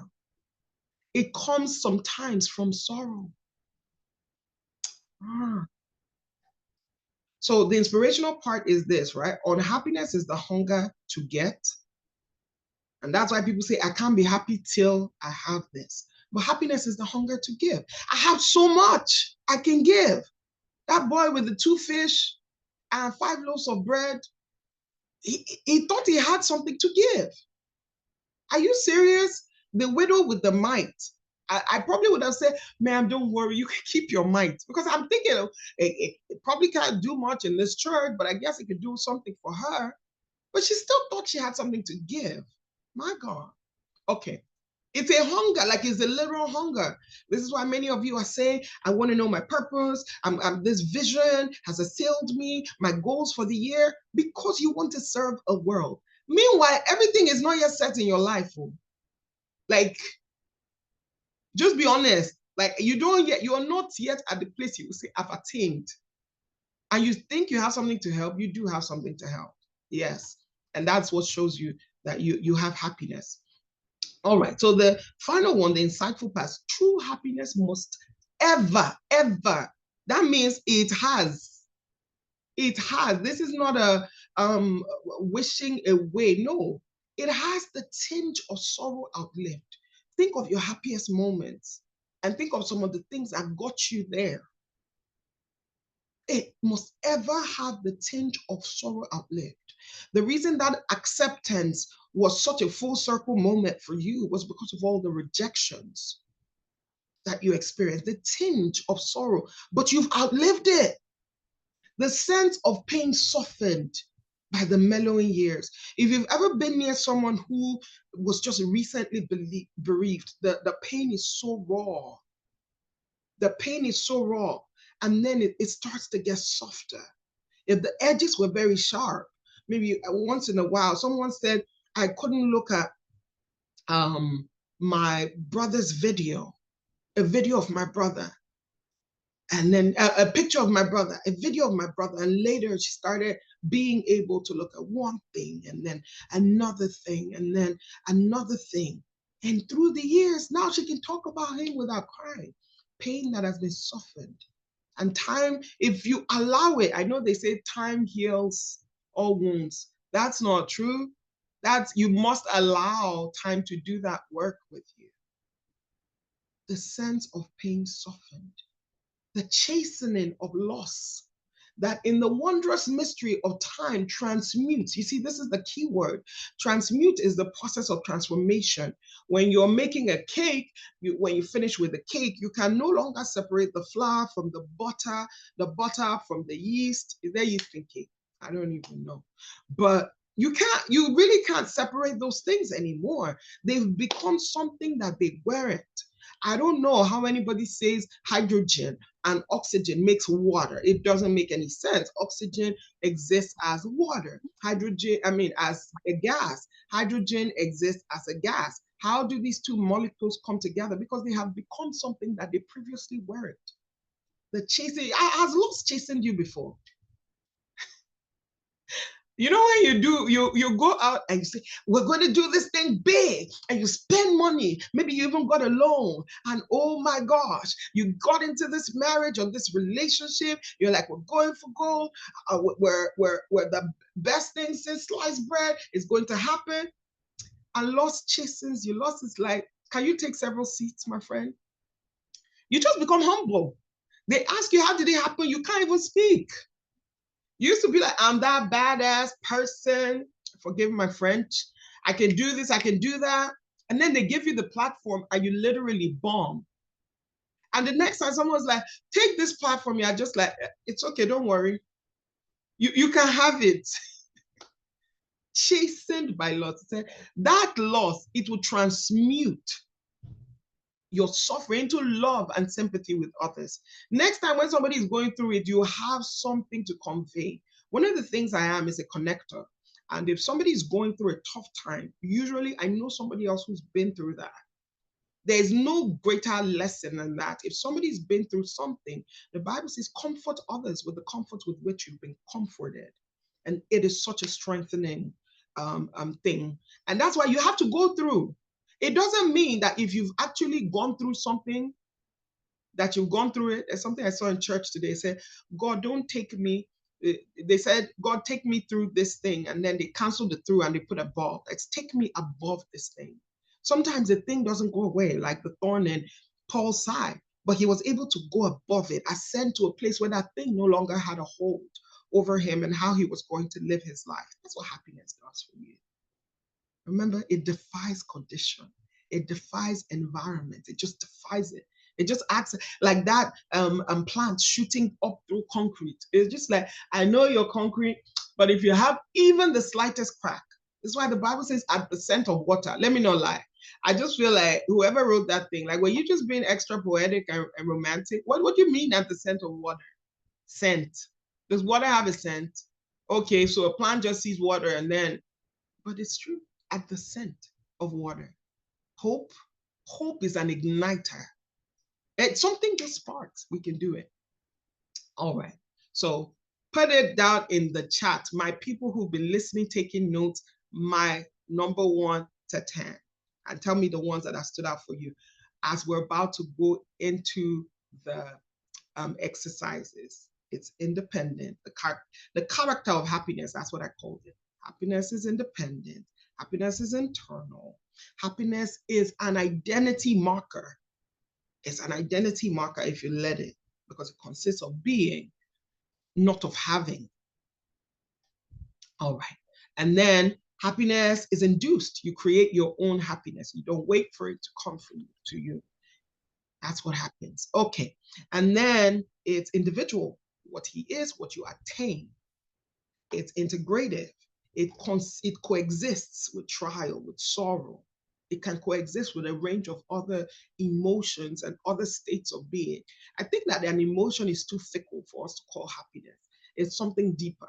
I know sometimes people are like, happiness is momentary and joy is eternal. It's okay, it's okay. We don't want the kind of joy that is not evident. If you have joy, what do you expect to do? You expect to laugh sometimes, dance. You want expressive joy. That's what happiness is. Come on, Carita. I love it. She's like the individual, the internal, and insightful. It is so true.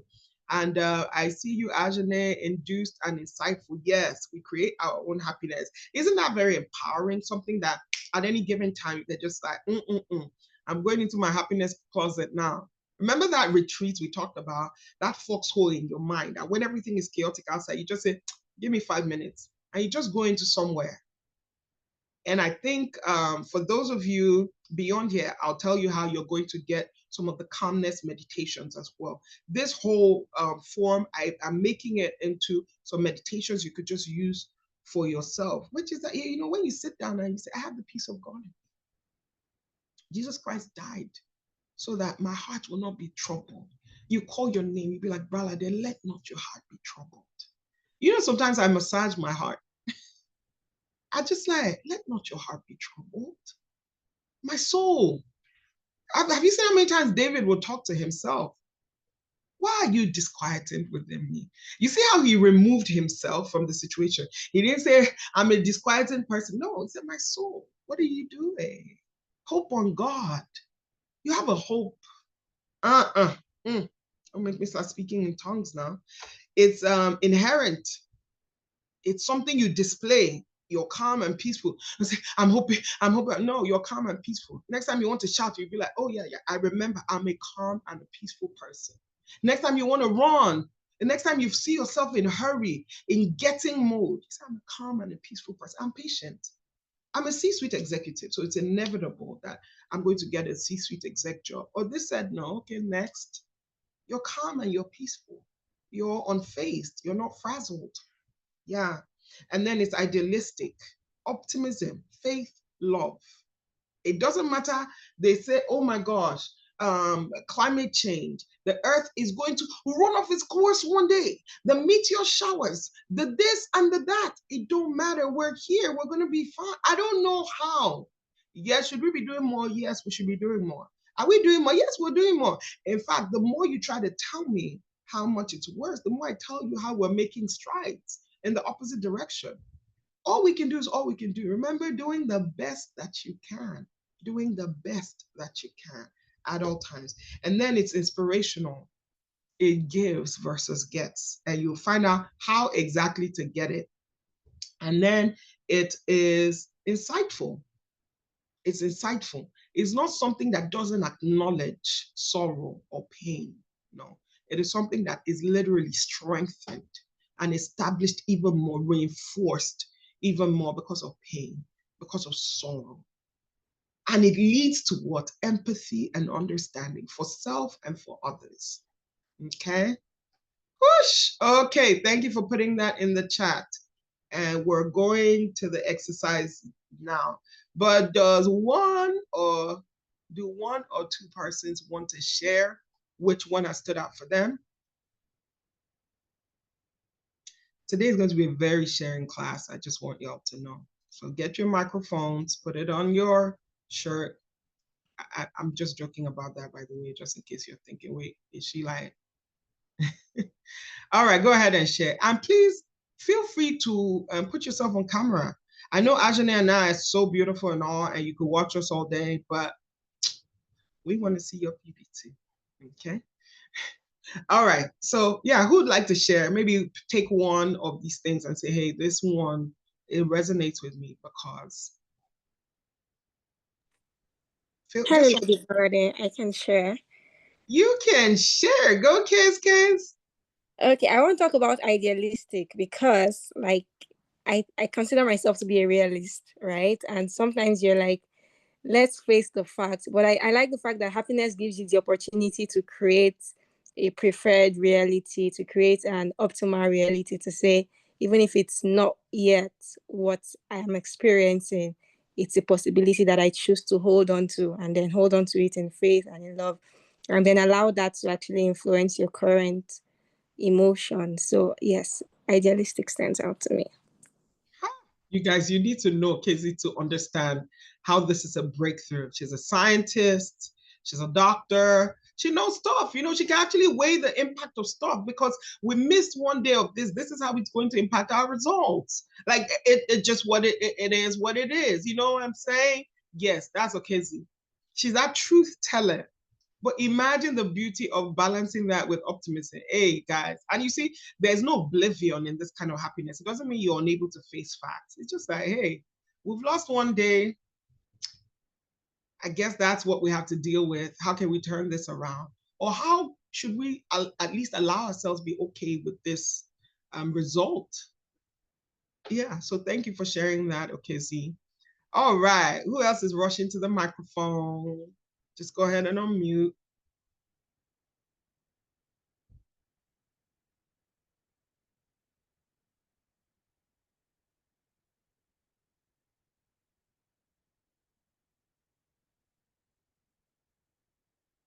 Somebody's checking their phone to see, oh my gosh, did she drop off? I'm still here, I'm just waiting on you. Ajane is like, do I always have to save y'all? Like, don't be like that, you guys. You ladies, don't be doing that to Ajane. Okay. Oh, is someone else gonna go or should I go? I guess they're like, keep going, Ajane. Okay. I think I dropped in the chat that the two that stuck out to me most were induced and insightful. All of them were fire, but those were the two that I felt like were highlighted to me because I've honestly struggled to understand people that don't possess those qualities connected to happiness. So induced, just the understanding, like just dealing with a lot of codependency, people wanting to almost latch onto your revelation of happiness and live from that place. And then they're dissatisfied and confused when it doesn't actually materialize into the same result. And it's because it has to come intrinsically from you, or you're always living in the runoff of someone else's experience and then wondering why the totality of what you see doesn't look the same way. So that's one of the things that I've been just trying to understand. Just, you know, you're looking at people and you're like, what is wrong with you? That's something that I've been trying to understand. So that was highlighted to me. And then insightful has really been a sweet place. I feel like I've been sitting in just in drawing out wisdom and understanding from things that seem hard or uncomfortable or even painful. So that really stuck out to me, that a lot of the wisdom I'm going to be able to get is going to be from things that hurt, things that were really, really difficult, things I didn't even fully understand why they happened, or, you know, why did that pain, why did that loss occur in that way? And I think that drawing out insight, there's a healing that comes from it. It's once I get something of value from the thing that hurt, I can let it go. I can let it go. So I think that's what I've been doing with a lot of the last season, especially when I look at losses or failures or stumbles or even just poor choices. And I'm like, what was that? Like, Who what was that? Like, who was that girl? What was that? And if I can Not draw, I'm like, me. oh, like that was pride. Or, oh, that was a boundary that I didn't set. Or, oh, you know what? That caused me to have to revisit a business plan or a blueprint and find something better I can do from it. Then I'm like, okay, I can let it go, like Selah. So I think that those were the two that stuck out to me. All right. Thank you so much, Ajane. I removed that faster than I was thinking, but thank you so much for sharing that. That is so true. And remember that thing we did about the detachment exercise, it also works for when you're the causer of your problem. I put an extra hour there just so you get it. So the fact that you even caused it doesn't mean you get to crucify yourself. No, somebody already died, even for the things that you would cause. So best know that as well. Okay, I'll take one last person. And those of you who don't have your journals with you yet, go get it, because we're about to get in it. We're about to get in it. Okay. Yeah, who's up next? I saw some in the chat. I'll be reading it while you're finding your unmute button. It said, creating the life you want with optimism. Yeah, what was that? So true. Yeah. Happiness is independent and insightful. Yes, I am calm and peaceful. Cool. Yeah, David always encouraged himself in the Lord. That is so true. Thank you for sharing that, Karita. Humbled. Okay, yeah. All right. Yes, yes. Those 4 C's. When you read it, how did you feel? And those things that look like happiness, but that weren't exactly. My. Is Ogo here? Ogo, I'd like you to unmute because I know you definitely read. So go ahead and share, what stood out for you when you read the 4 C's as we're going into it. I have so many faithfuls here. I've been seeing all of you online. I'm so proud of you. Uloma, Okezi, Ogo, Kende, Jumoke, Lara, Judith. We've been on this road. Jess, y'all, well done. Okay. Okay. Ogo is in a noisy place. She can't speak right now. She will speak soon. All right. So your happiest year ever. Please, just prophesy it in the chat. Just say 2025. My happiest year ever. Just go ahead and say it, because why not? 2025 is my happiest year ever.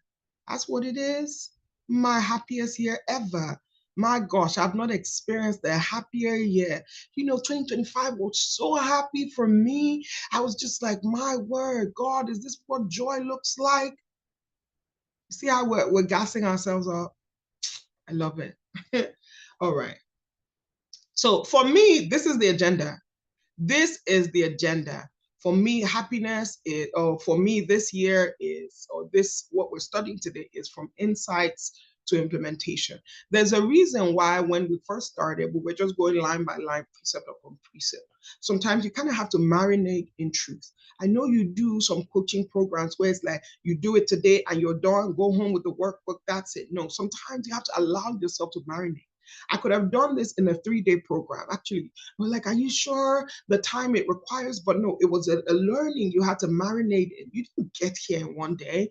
You're not going to be calm and peaceful or live out your calm and peaceful life in one day. You're going to allow it to soak into your spirit.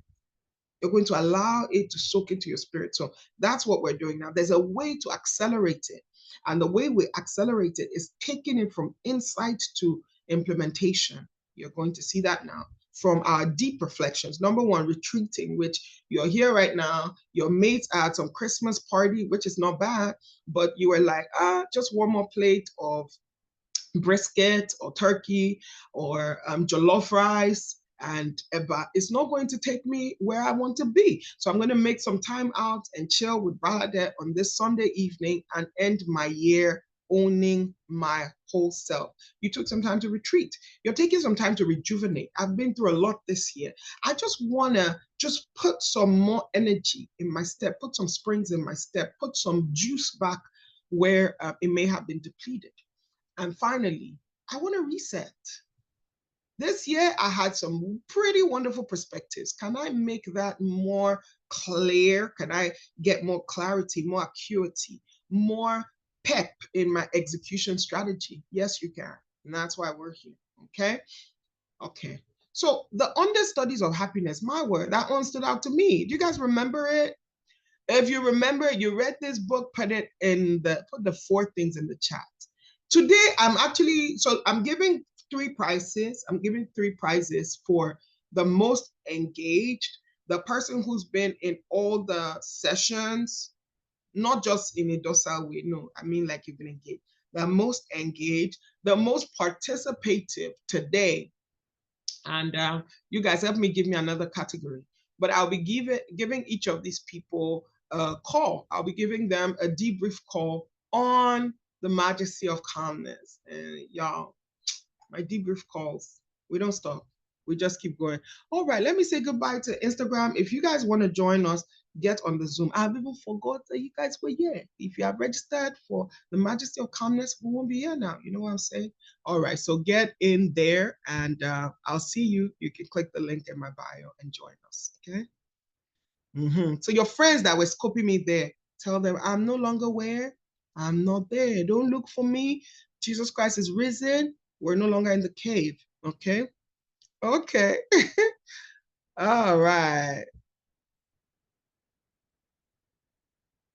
Oh, let me see. Did somebody put it in your... Okay, they are busy declaring their year. My happiest year ever. I had to put ever there. Okay, so you are doing the part 2 of the assignment. We're starting with the understudies. What are the understudies? What are the understudies? Okay. The very first one. So the understudies, if you remember from the book, it talked about how that... Wait, sorry, hold on. Let me pull it up.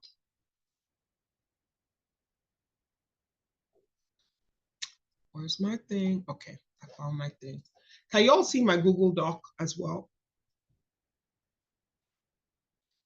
If you can see my Google Doc, let me know.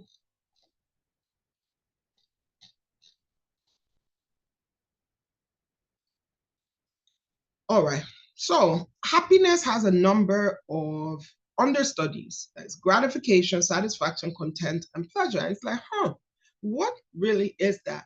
They are clever imitators that stimulate the appearance. You know, when you see people, you're like, this person is, they're just having the time of their lives. They're happy.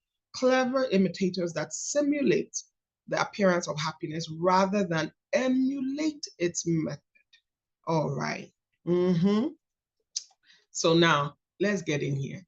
The very first one is gratitude. Is gratification. Gratification is a harmony between our desires and our possessions. Oh my gosh. I always wanted 4 children, 2 boys, 2 girls. I have it now. I have them now. Okay, maybe I wanted, and you don't know, maybe God is trying to tell you to have 6. I don't know. I don't know who's listening to me now. You're just like, I bind you in the name of Jesus. But whoever you are, you know yourself. Or you wanted, from when you were little, just like, I just want to work as an engineer. I don't even want to work. Let them just pay me 50 grand. Let them just, and you're okay. It's a harmony between your desires and your possessions. But guess what? It is ever incomplete. It is a thankful acceptance of part. This one I have, let me just take it. It may be an element of happiness, but in itself, it is not happiness. So brother, what does this look like? You read this, it's a lot of grammar. So we want to break it down. So pen and paper. We're going to call gratification the empty room. So let's take this journey together. These exercises are really, really designed to help you unearth things and see where you are in these things. So list 5 material possessions that bring you joy. Remember I told you, fastest fingers, I'll be timing these things, and go ahead and get a screenshot if it'll help you as well. 5 material possessions that bring you joy. My gosh, I love my pens. People don't realize how much I love my pens. I can spend a lot, I can spend hundreds of dollars on a pen. I love pens. My pens and my journals, I love them. 5 material possessions that bring you joy. Your car, your house. Yeah, put those. List 5 achievements that you are proud of. I'm so proud I'm a mom. I've always wanted to be a mom. Other achievements, okay, my profession. I did a TED Talk this year. Pretty cool. 5 experiences you're grateful for. This year I went to New Mexico, Albuquerque. I thought it was really pretty. It was something I liked a lot. So what is that for you? And if you don't have your journal or something, you can put it in the chat. But I hope you can even open your message thing and put it in there. These 5 experiences you're grateful for. Remember, this is fastest fingers. Don't think too deep. Don't worry, the reflection sheets are coming to you after now, and you'll be able to do a deeper work. Roles or titles that define you.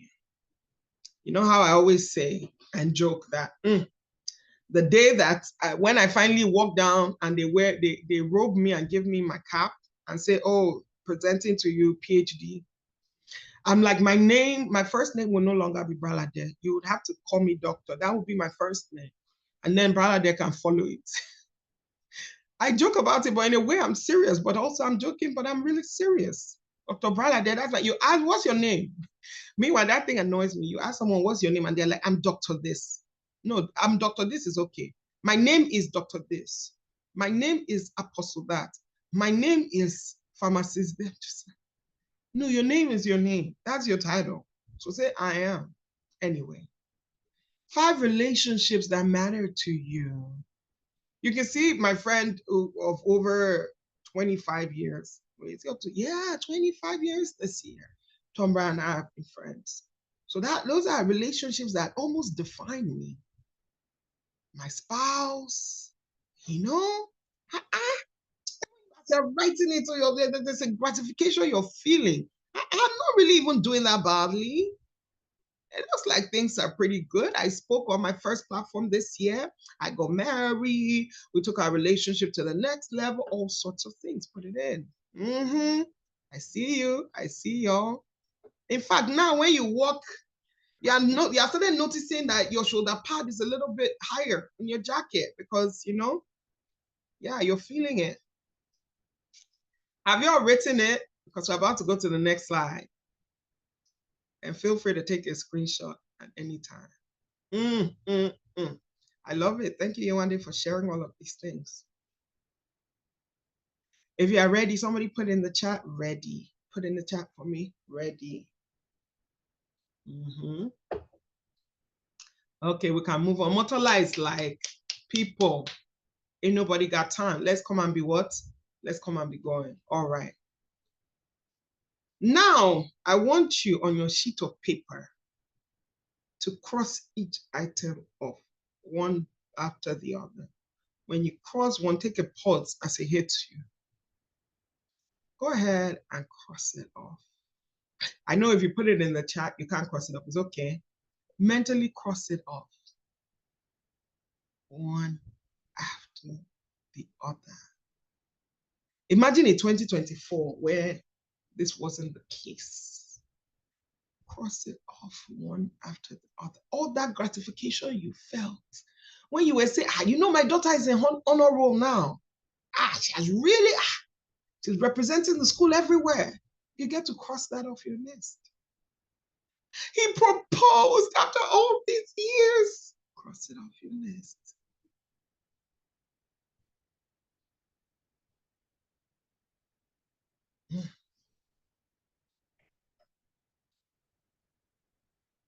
I think some of you are like, just carry on. I'm not crossing anything off on my list. Leave me alone. Do the assignment.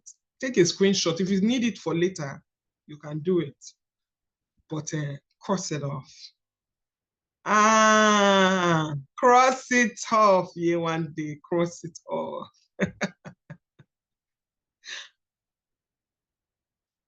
Now, with each item that's going, notice what remains and how you feel. You have removed the honor roll now. You've removed the brand new 2025 hybrid Tesla. You've removed it.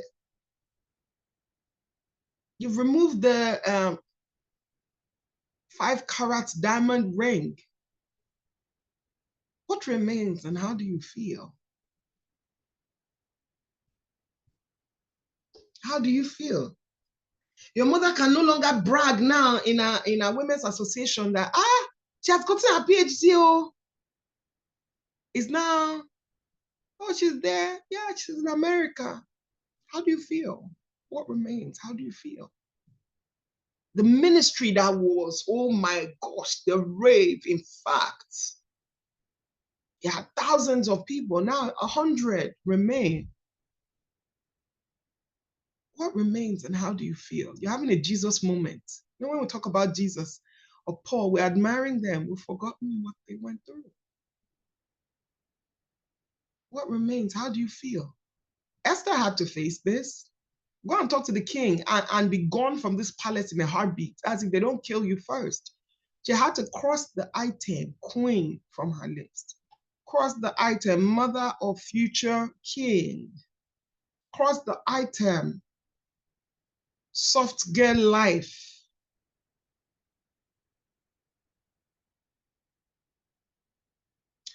So I want you to, and I want a couple of people to speak on this. What's still radiating from within you when everything external is crossed off? Remember that happiness coexists, right, with other things. So I'd like you to talk about that cocktail of emotions that you're experiencing right now. What is still radiating from within you when everything external is crossed off? Where are my bold people? I'd like you to share, please. And don't worry, you can just unmute. For me, the first thing I felt was an overwhelming will to get up and to believe that all of it could actually be put back. Like the thing that rose to me was like, well, here comes double in the name of Jesus. That's what I felt immediately. Like, well, what are you about to do now? Because are you okay? Yeah. We're just like, wait, fine. Give me back my stuff. Okay, I like that. Thank you for being honest. All right, so who's going up next? Jumoke and Yetunde, you were speaking before. Go ahead and talk to me. What is it you feel that is visceral? You guys know that me, as I was doing my own, I felt things. I'm just like, don't mess with my stuff. No. Why? So go ahead and share.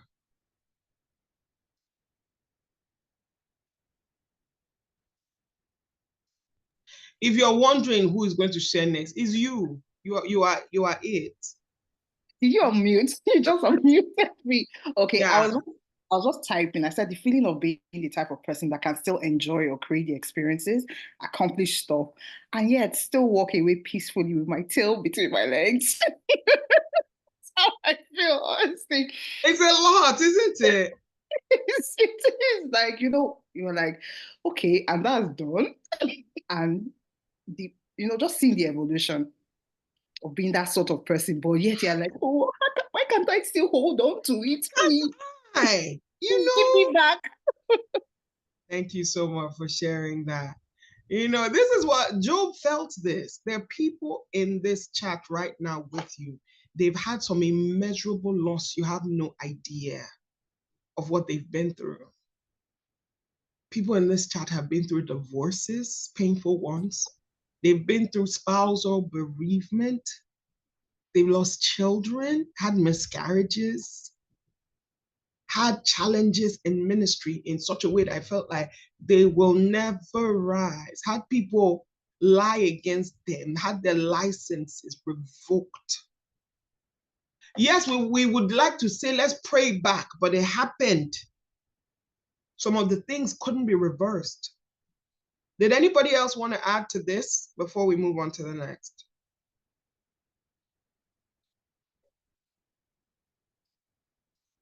I think another thing that I felt when you said what you just said right now, is a sober realization of the sovereignty of God, like a quiet surrender. And I believe Job got to that place where he was like, you know what? You got it. You can give me, you can take away, and I'm tripping. I felt like the sober realization of he never owed me anything in the first place. So if you come get all of it, then I would have worship left. Yeah. Woo, that's so good. And again, when you think about people like Job, or you think about someone like Stephen, Stephen could have been like Paul. Come on now. Stephen could have been like Paul, going everywhere to preach. I'm going to preach a word. You're just going to let me be stoned like that? Who remembers what Stephen's countenance was? Who remembers? It's like his face was just shining. He was smiling up to heaven. Literal calm, yeah, one day. Not, oh my gosh, you have to change it. Because some of us, we go immediately to fight mode. We're about to fight this thing right now. We're about to fight. If you can fight from a place of calm. But if anything threatens your calm, it's better you go into retreat before you start fighting. Because sometimes our fight is just a display of fear. Our fight is just another display of fear. Our fight is another display of frustration, of not wanting to surrender. He was smiling up to heaven. His face was shining. That's how I'm going to die, y'all. No, I don't want anybody to stone me. But when I'm done, I'll be smiling. Like, ask them if you're alive by that time, because I'm living for a very long time. But ask them, they'll tell you. Maybe in heaven, you'll be looking up at me and be like, she's smiling. That's how I'm going to go. Because sometimes we're even afraid to say goodbye to this world. This world of trouble. Okay. And then remember Shadrach, Meshach, and Abednego, when they were going up to that place. They didn't say, God will deliver us. Do you know my God? He's the deliverer of the mouth of the lions. Do you know my God? He can, even in the 11th hour, no. They were like, he can. If you're talking about the character and the ability of my God, oh, he most definitely can. But they didn't need to prove. You see, these prayers that we say, God showed them and proved to them that you're not, he doesn't have the need to. And this is why people lose things. And, you know, if you are of a lower mental capacity, so I'm sure God will perplex you. Why can't he just rise up and change things? Why doesn't he care that people are going to laugh at you if you go through something he didn't say? Why doesn't he care? So it's either one of two things. You have to believe and surrender, or you surrender and still question, because you're just like, well, you're God. I don't know what else to say to you. I guess I got to live with it, but I don't like it. All right. Somebody put in the chat, said, a realization of how I have framed my identity around some of these things. Am I reaching within to say, who are you then? Yeah. Okay. All right. So the insight for this is something that I came up with. So the very act of being able to cross these off reveals something profound. You are not your gratifications. You're not the person who, you are the person who, but you're not the podcast, you're not the car, you're not the, even if they were going to define you, even if they say the mother of four, it is such a beautiful description. I want to be described like that for the rest of my life. Sorry, the mother of three, well, biological. But I am not only that, like if you total the sum of all my gratifications, I am not still that. I'm still more than all the sum. It doesn't matter where I've gone, where I've been. I've told you guys, one of my hobbies is reading the biographies of great people. And they always say the same thing. Somebody has been the president of the United States. Somebody has made the most impact that you would never even think to put on your vision board. And they're still telling you there's more to me. My God. You are the consciousness that can observe them being removed. Let me tell you something, as you may have realized, if you've ever surrendered in this life, if you've ever done any journey of surrender, you are looking, it's just a matter of how you look at it, but it will definitely be removed from you. So you can look at it from a calm place of this co-creation with God, or you can look at it from a place of struggle, but it will not still change the fact that it's going to be struck off your list. I'm not saying the ones you have right now, okay? Something later in life, because in this life we will have what? Trouble. Don't worry, I'm not prophesying to your future. I'm just speaking scripture. In this life, you will have trouble.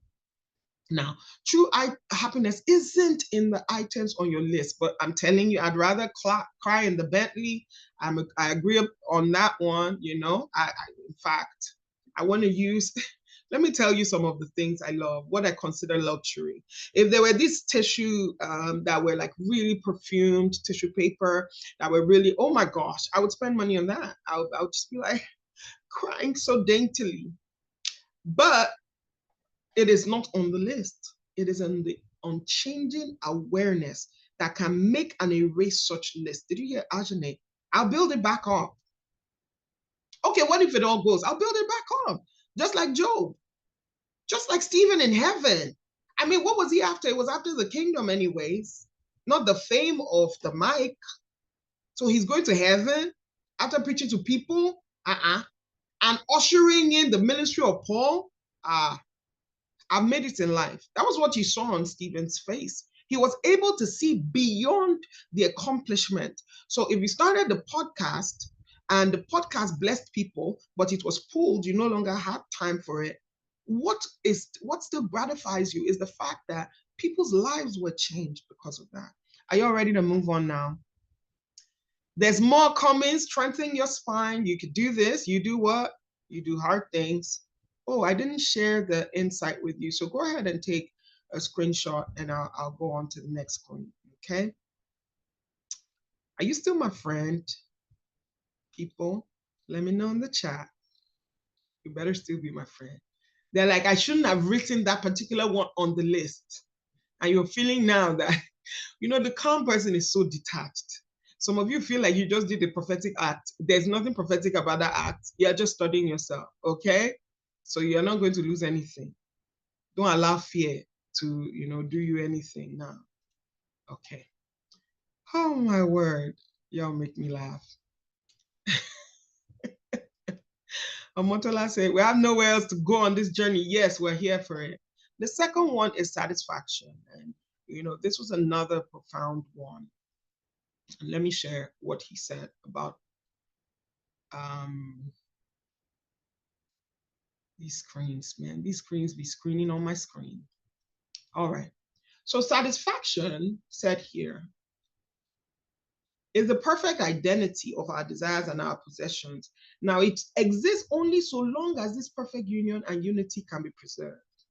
This is what I want. I got it. In fact, I wrote 10 goals for the year 2024. Would you believe it, to a T? Every single goal fulfilled. And the person who maybe 3.5 goals came true is looking like, is there something wrong with my life? Am I still in your will, oh Lord? Explain to me.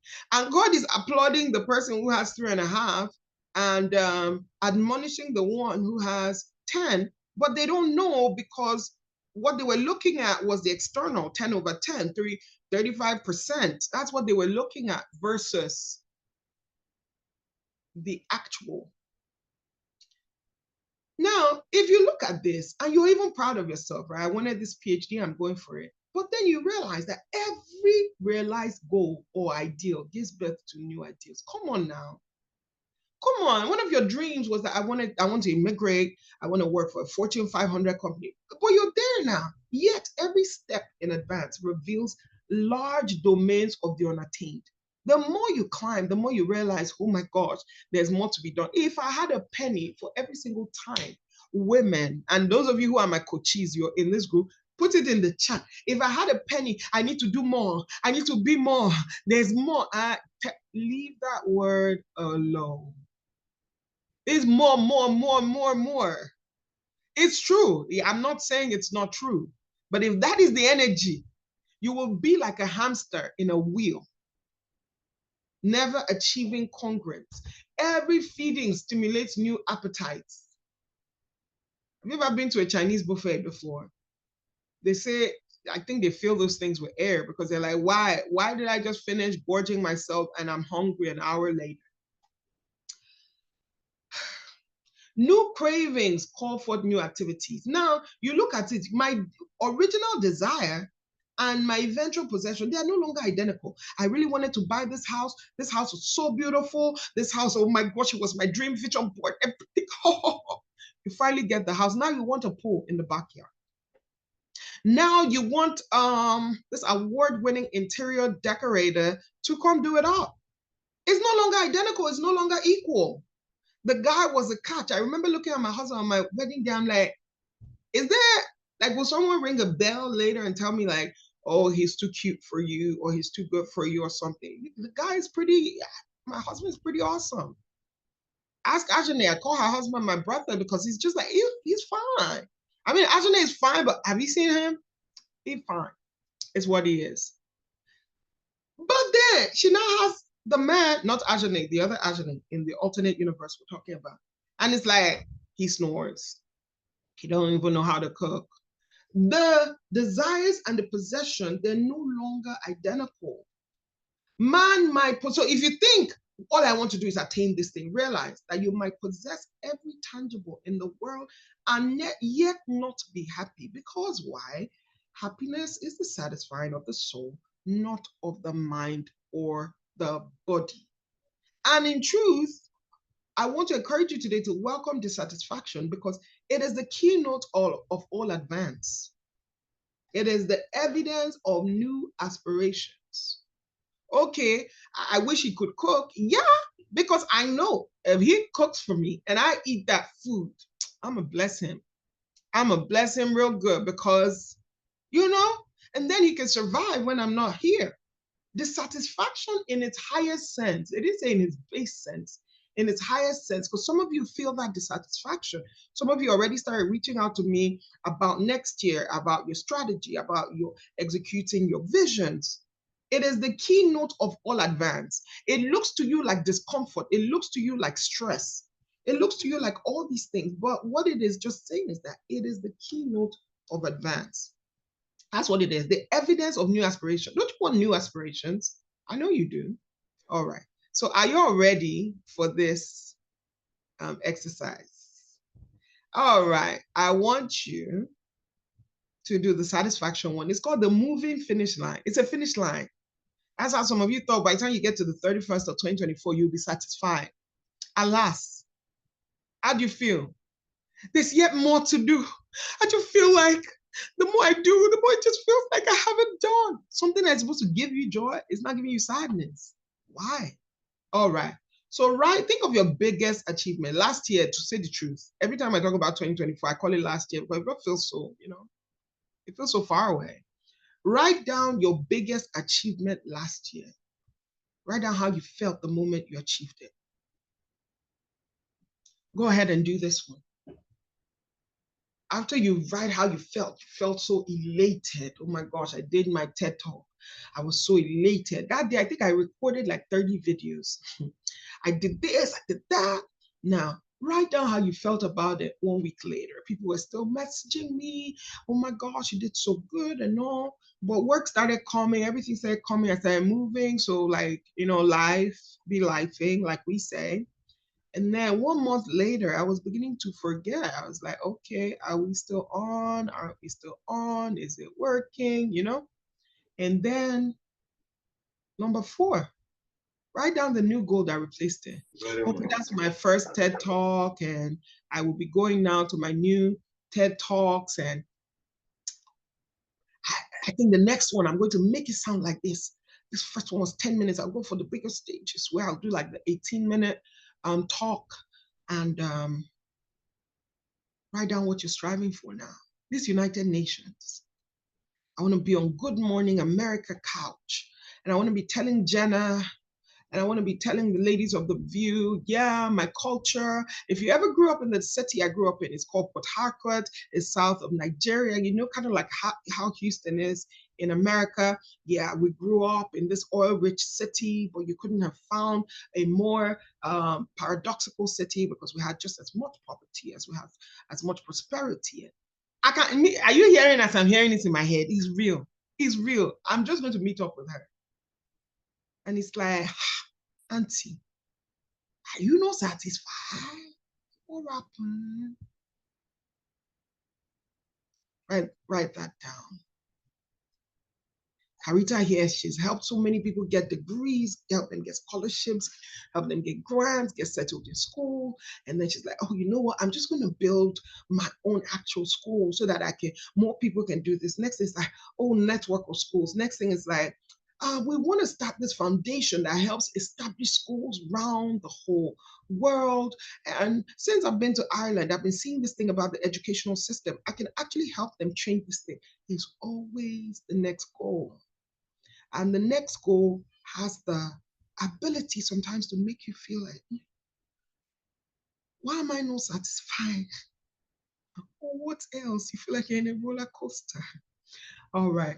I'll give you guys about 60 seconds as you write that. If you're just coming in, we're doing some exercises. Just jump in where you're meeting us and we'll go from there.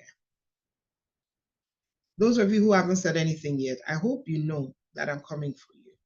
I really, really, really, really hope you know you're up next. And if you know you want to tell me thank you, this is how you can tell me thank you. You can tell me thank you by speaking back to me. Angela, Ayolua, Abiola, I'll call all of your names.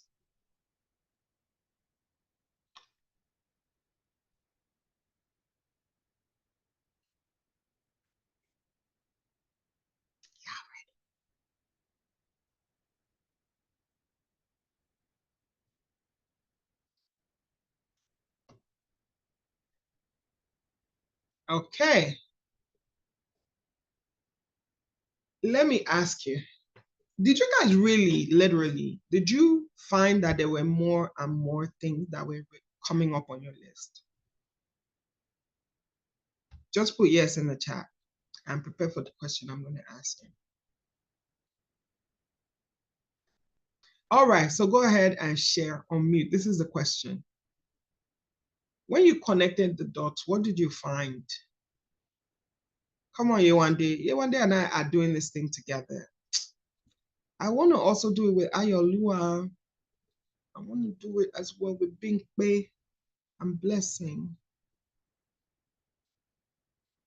And Bumi. Bumi, are you here with me? My boom boom. Okay, go ahead and share.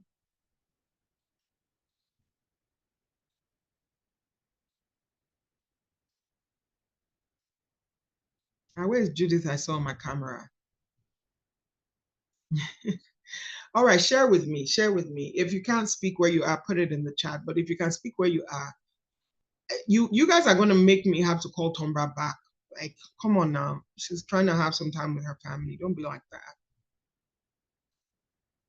Join me. Join me. The finish line be moving. Okay, Okezi, tell us how that looks and take us on the journey of your finish line. Okay, so it's like, what's the biggest thing I wanted, let's say 1 year ago, and I got it, or at least getting into this year I had it, and then I guess by the week after it's like, oh yeah, No, share it. This is safe space. Share with okay. So let's see, I want to change my job towards the end of last year, and then I got a new job that I resumed early this year. And I mean, getting into this year, I was like, oh yeah, that's so exciting, I'm starting a new job. And we're starting in January, it's like, oh yeah, this is so nice. But then by February or March, it's like, oh wait, there's too many things to learn here. I'm kind of overwhelmed. And then, okay, maybe after a couple months, oh, I think I get what's happening here now. I'm good. And then it's like, okay, what's the way up here? Like, what's my next promotion? So and then it's almost like the thrill of having a new job that I had getting into this year. That's almost like, yeah, I'm really grateful and all, but definitely not living in that thrill right now.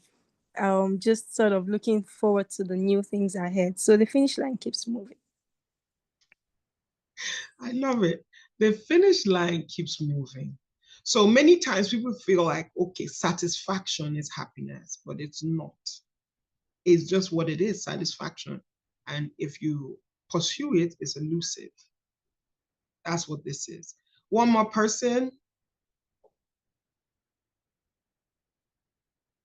You people don't know me. I'm going to close this call. You don't know me. No, don't close the call, please. Oh, Okay, hi everyone. But hello. this satisfaction thing, for me now, it's looking more like increasing in capacity and then feeling more inadequate as you grow. As your capacity just increases, you don't feel more inadequate and just you need more. You need more training, more partnership, more this, more that. So just like the Okezie said, it's just not ending. So while you are satisfied at one level, there's now a vacuum or there is just more capacity for more, you know. So that's my own journey. It's a beautiful journey. And it's the journey of the advancing man. The truth is that it is only a progressive human being that experiences this thing you guys experience, because a lot more people, that little that you put it, that just be like, in this life, I don't need anything more. Just let me, like they said to Jesus at the Mount of Transfiguration, let's just build a tent here. Let's just stay here. Jesus, me, you, Moses, everybody. People didn't hear. Let them not hear. Let's just be here, just us. Just making do. They thought they were happy. But Jesus is like, we got work to do. We got work to do. All right. Vim, Vim, the beams. Okay, go ahead and unmute and speak to us. Hi, everybody. Hi, Bralady. Thank you so much for what you're doing. Like, it's shattering many tables and just really, really giving me a lot of clarity. A little bit, from what the two OKZ and the other wonderful lady said. For me, it was more of God really just yanking me off, things that I've held on to. I had a job, and at some point in the mid of this year, I felt a leading to leave. But when you begin to think about all how would the bill be? What are you going to fall back on? You just begin to pile all those things up. And I never did until I was actually laid off in October. And so by then, even though I didn't have like a strategy or anything, it's like waking up all of a sudden, and just sitting down and saying, okay, what are your skills? What are the things? And, I started putting down the things that I could do. And I just started piling, Pinkpe, you need to get this certification. You need to do this. You did this, but you didn't do it well. Okay, who is the next trainer that I need to get to? Who is the coach? And this December, I just had, I said, Pinkpe, calm down. Like, calm down. So at this point, doing this exercise has just brought that memory back to me. And, thank God for the Holy Spirit and how it just leads us to really, really just a bath, and that's where I am right now. So you digging this out again, it's just like, yes, this is what you need right now so that I can gain that clarity that I really need. So thank you. Yeah, thank you so much, Binkpe, for sharing. And you see, the things we should celebrate ourselves for, sometimes we crucify ourselves for. So your heart wants more. Instead of you to be like, Binkpe, look at you go, aspiring and stuff. Hey, you now want to get a new thing. Wow, you've outgrown this level. No, what do?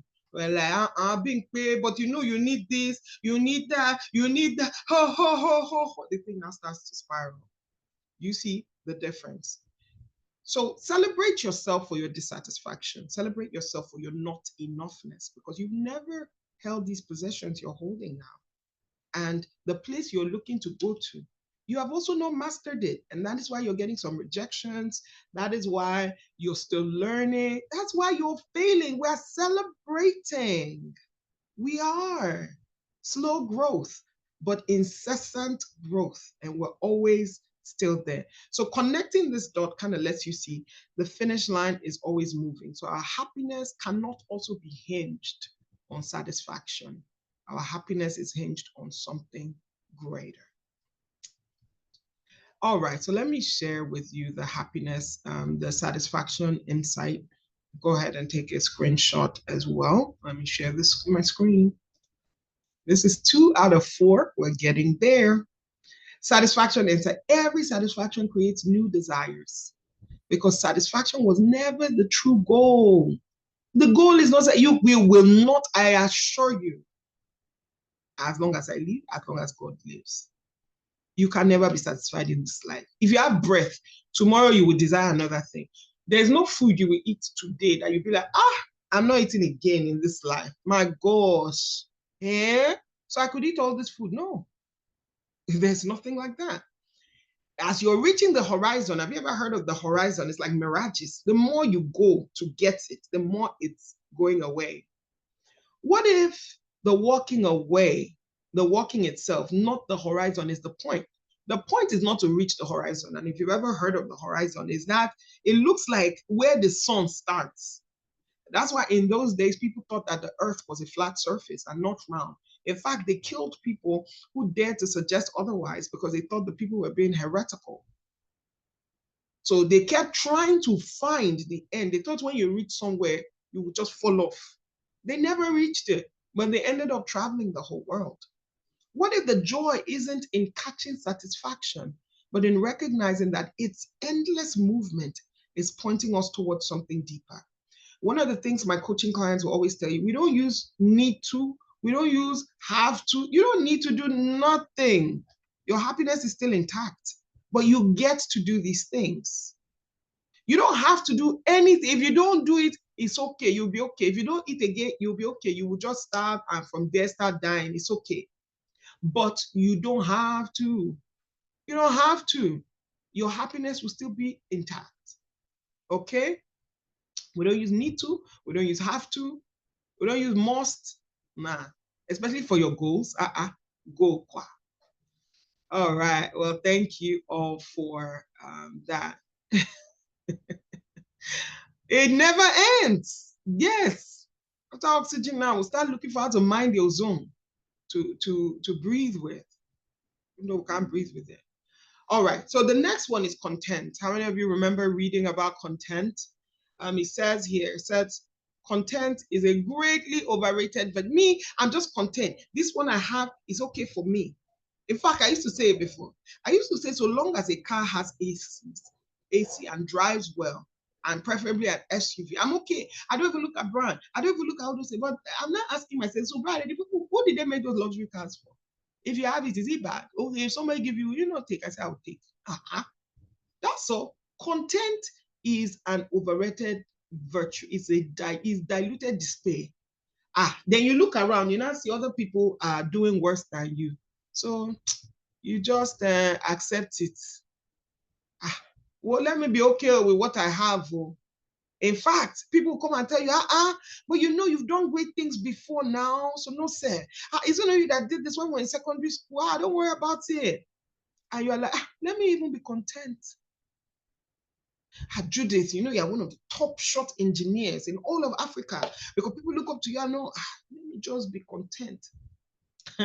This one said the truth. If it makes you laugh, can you put a laughing emoji in the chat? He said, content makes the trained individual. When they say trained, you know when they have trained you to mediocrity and complacency, it makes the trained individual swallow vinegar and try to smack his lips as if it were wine. You don't even just swallow it as if it's bitter. You will swallow it as if it's wine. You're on welfare now. The way you're going to take your check is like you are going to collect. You know, you're not saying, I want to leave this level. I accept it for now, but I'm going somewhere. No, you're like, this is where we operate. We're going to stay here and own this space. If you read Plato's, what's that Plato's? Okay, you probably know this. The Plato's cage. If you guys remember the name, tell me. Is the one where people were put underground in a cave and they couldn't see. So by default, they were not used to light. And they said when one person goes up, when he looks, he will be blinded by the light. And he will tell others, don't go up there because that place can blind your eye. Meanwhile, they are not seeing. They are seeing things as shadows. And they will say, we told you, why did you even go? Be content as if all of us are here together. You won't face any pain. Do you see? All of us are here together. You won't need to face any pain. So content enables one to warm his hands at the fire of a past joy. There's nothing like past joy. You were valedictorian 20 years ago. So you just became content with the past joy. In fact, let me not even go to school again because I want to be able to beat my last record. You know, some people drop out of school because they realized they were going to be graduating with a 2.2 and they're always first class. So they're like, let all the money go. I cannot put a bad thing on my record. Content is a mental and moral chloroform that deadens the activities of the individual. Yeah, just like you kill that desire, that thing, because you know that if I give rise to this hope, this desire, maybe my motherhood might suffer, my marriage might suffer. Remember, all this is might, so you leave it. So content can make the world more comfortable for the individual because you don't have to go out and go and fail, you know. But it is the death knell of progress. Death knell is something that if you're from certain hometowns, when somebody dies, they ring this bell or this thing. And then they tell you, the author said, man should be content with each step of progress merely as a station. Where you are in your life right now is a station. It's okay. Don't say, look at me. I'm currently doing care work in the UK. Is this somebody of my metal? Is this no? Be content with it as a station. It's a step somewhere. You are still going where you are going. Don't worry. It's a station. But you should be discontented with it as a destination. So while you shouldn't be unhappy and feel like this is beneath you, you shouldn't also be like, okay, I guess this is my station now. This is my final destination. No, it's not. Be content with it as a step, but be discontented with it as a finality. And there are times when you should be content with what you have, but never with who you are. Who you are is a blossoming flower that we just want to keep seeing. So I'd like you to do this activity. Complete this story one line at a time. I'm fine with my current what? If it's weight, put it there. If it's even marriage, whether it's wonderful, whether it's difficult, put it. I've accepted that I can't. What have you accepted? I've made peace with not, you've applied for that thing many times, it still hasn't come. So I've made peace now. I've tried 12 times. Have I not tried? It's okay that I always wanted to visit every country in the world. I've finally been able to do 15, but I've checked it. Life doesn't always give you what you ask for. So it's okay that I never traveled the world. I'm comfortable with settling for, he's a godly man. I know I always wanted somebody who was 6 feet, and somebody who would do night vigil with me, but it's okay. I'm comfortable with settling for. All right, do this activity. Do it with seriousness. It's very serious. And be honest, it is your list. I'd like 2 of you to share. What I'd like you to do is put your hand up. Just put your hand up in the chat. Put your hand up, okay? And then complete this. I'll be back with you in about 60 seconds. My daughter has been looking over here. Let me go make sure she's okay. Okay? So complete the story one line at a time and write down. And if you have 2 things, put a comma. I'll be back with you in 60 seconds.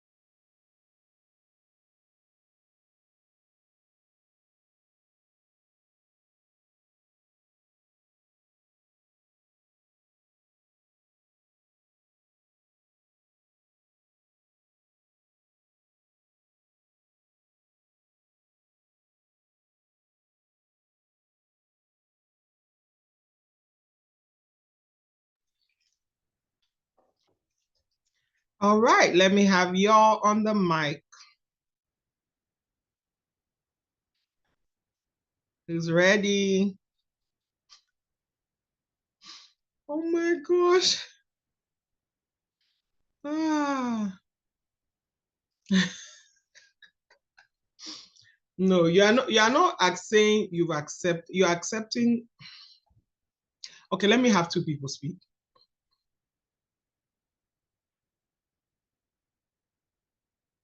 Let me have two people speak. And don't worry, you can come back to the replay. This will be up on YouTube by tomorrow as well. But those of you who are here, let's talk. You're speaking to me.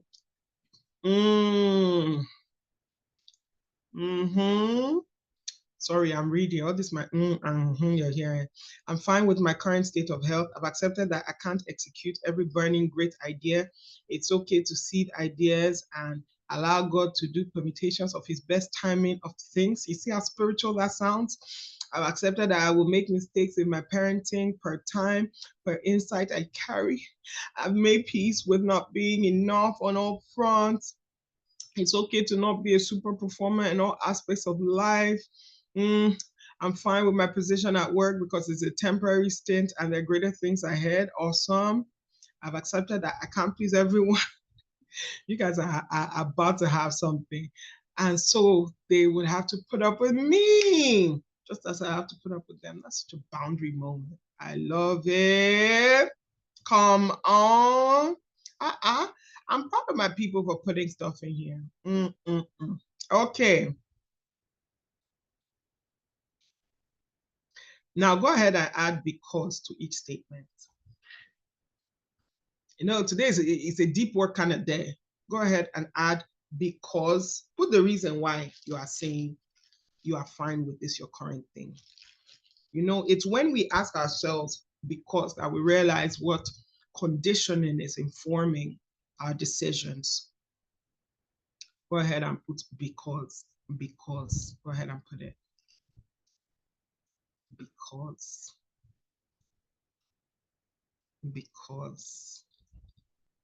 when you put because, you will now know what is it.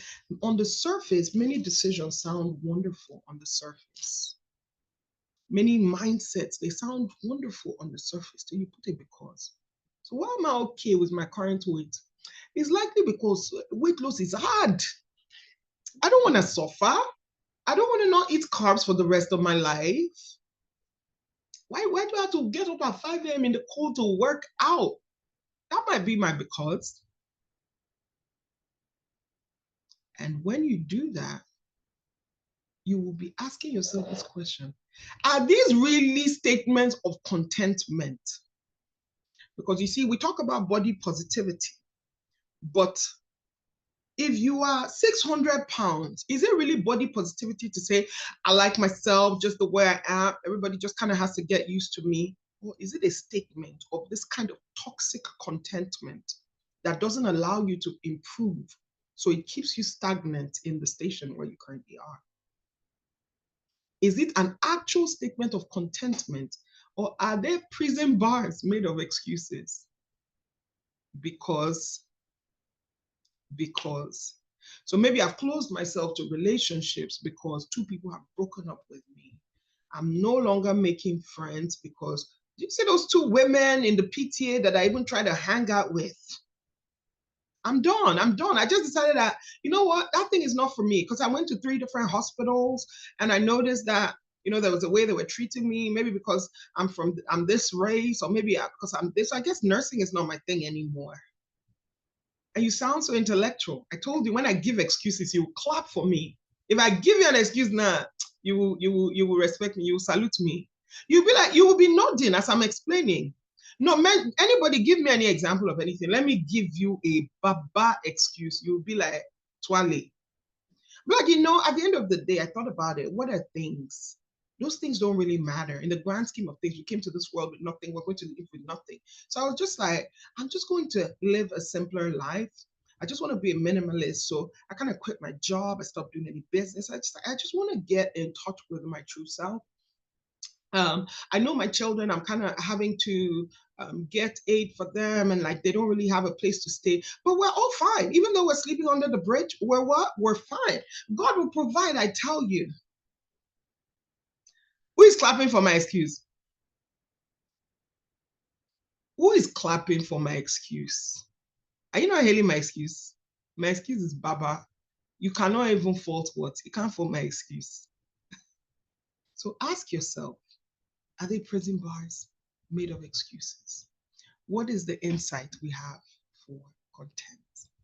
It is that what we call contentment is often fear wearing a smile. Fear doesn't always look like this, huh? Fear doesn't always look like this, no. Sometimes fear, it wears suits. See, I'm wearing suit. Smile. It speaks good English. That's not us. Say that's not us.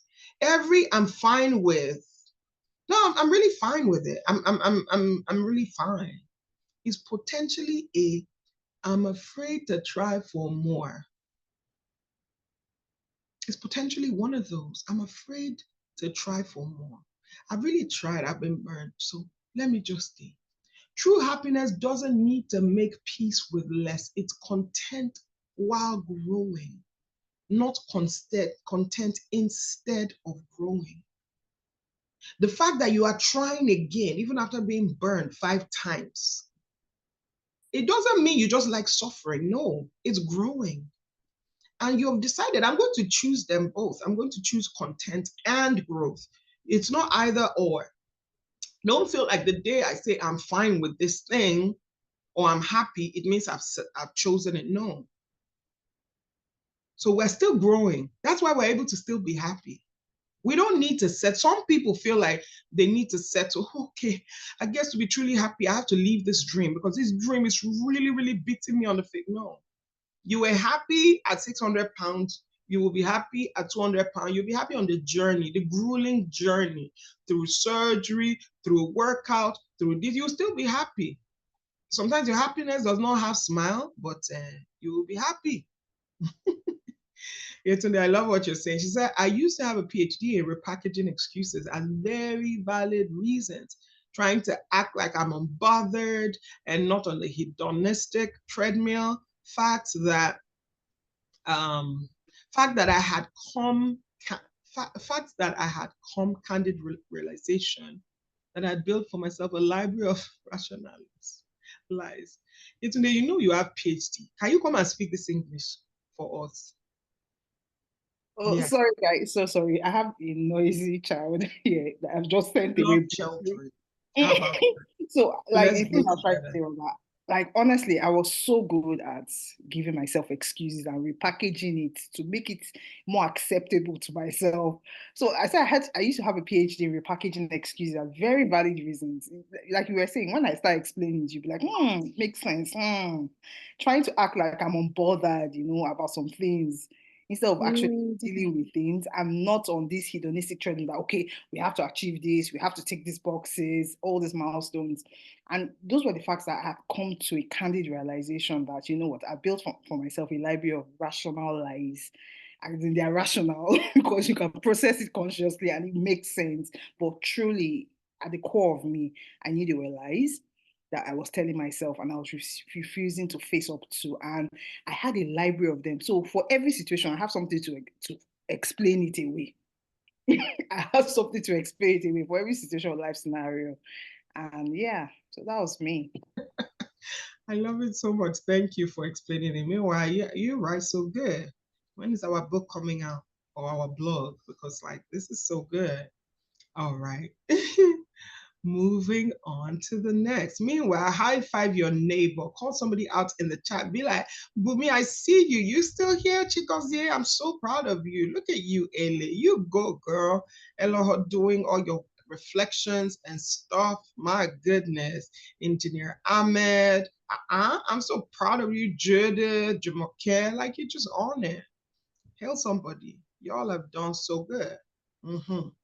The fourth one is pleasure. And if you're wondering how long would this be, when will we finally finish? Give me 1 hour. That's what I asked. If we're in this together, give me a heart. Give me a heart. Yes, Judy, the class prefect, is telling people, Chigozie, I see you. I still want to hear your voice, though. Can some of you step out to the bedroom? I know somebody may be sleeping. Step out to the kitchen and be like, I just really need to say this quick thing in this call. You have something to say. Nobody has been through this training before. This is the first time. Even me, this is my first time. So we want to hear you, okay? All right, pleasure. How many of you remember seeing pleasure? Because you know that song. If you know this song, put it in the chat. Happiness. If I broke now my business, I'ma show you what? For the night, oh. Started saying things. For like for the night, oh. Everybody say happiness. If you broke, it's really your business. So that's the part you go right in the song. Is what is your business? Take what? Your business. But that's not happiness. It's something that looks like happiness. It's called pleasure. Pleasure. Me, my happy place is just on the couch with popcorn, ice cream, and Netflix. That's my happy place. It's your chill out place, your pleasure place. It's okay. But this is what it is. It's pleasure. It's the echo chamber. When you say, oh, the team will say, oh, you will think that there are 20 of you there. Nobody's there. It's only you. It's only you. It's just reverberating emptiness.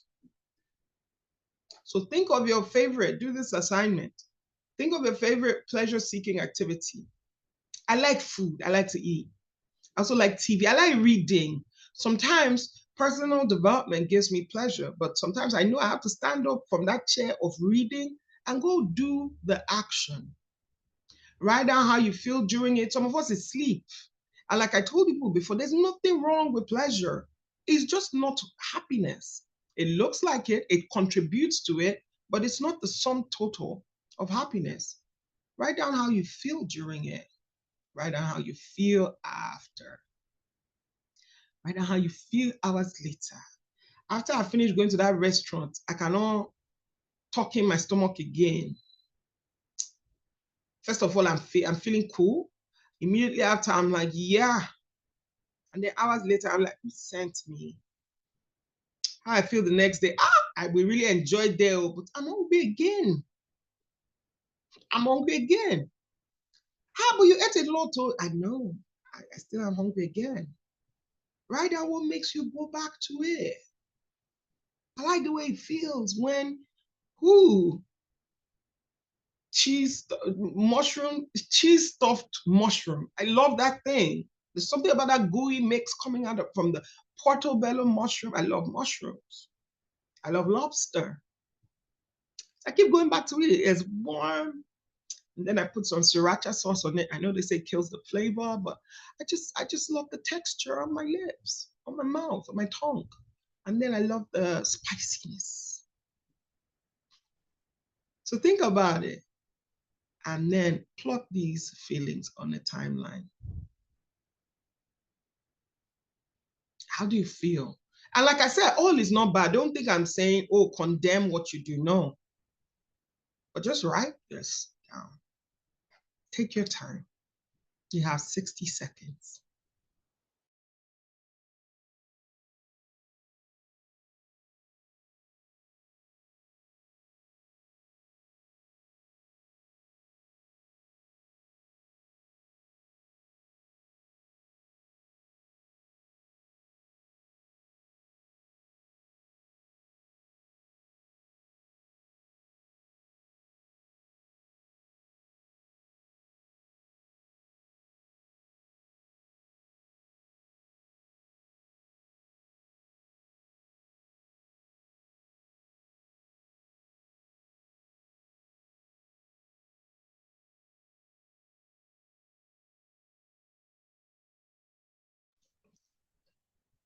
How is it going?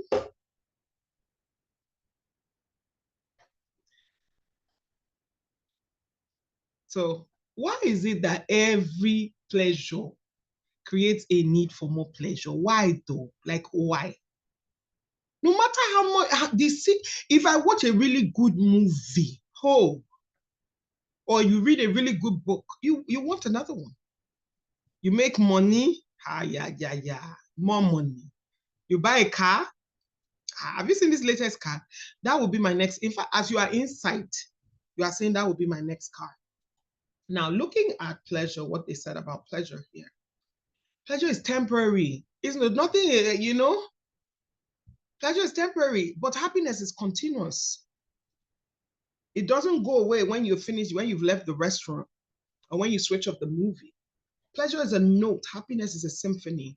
And this is why sometimes people want those kind of drugs. They want drugs that last longer and longer, because the note, the high is no longer enough. It gives you pleasure, but it's not enough because you want some more later. Pleasure may exist when conscience utters protest. Happiness, never.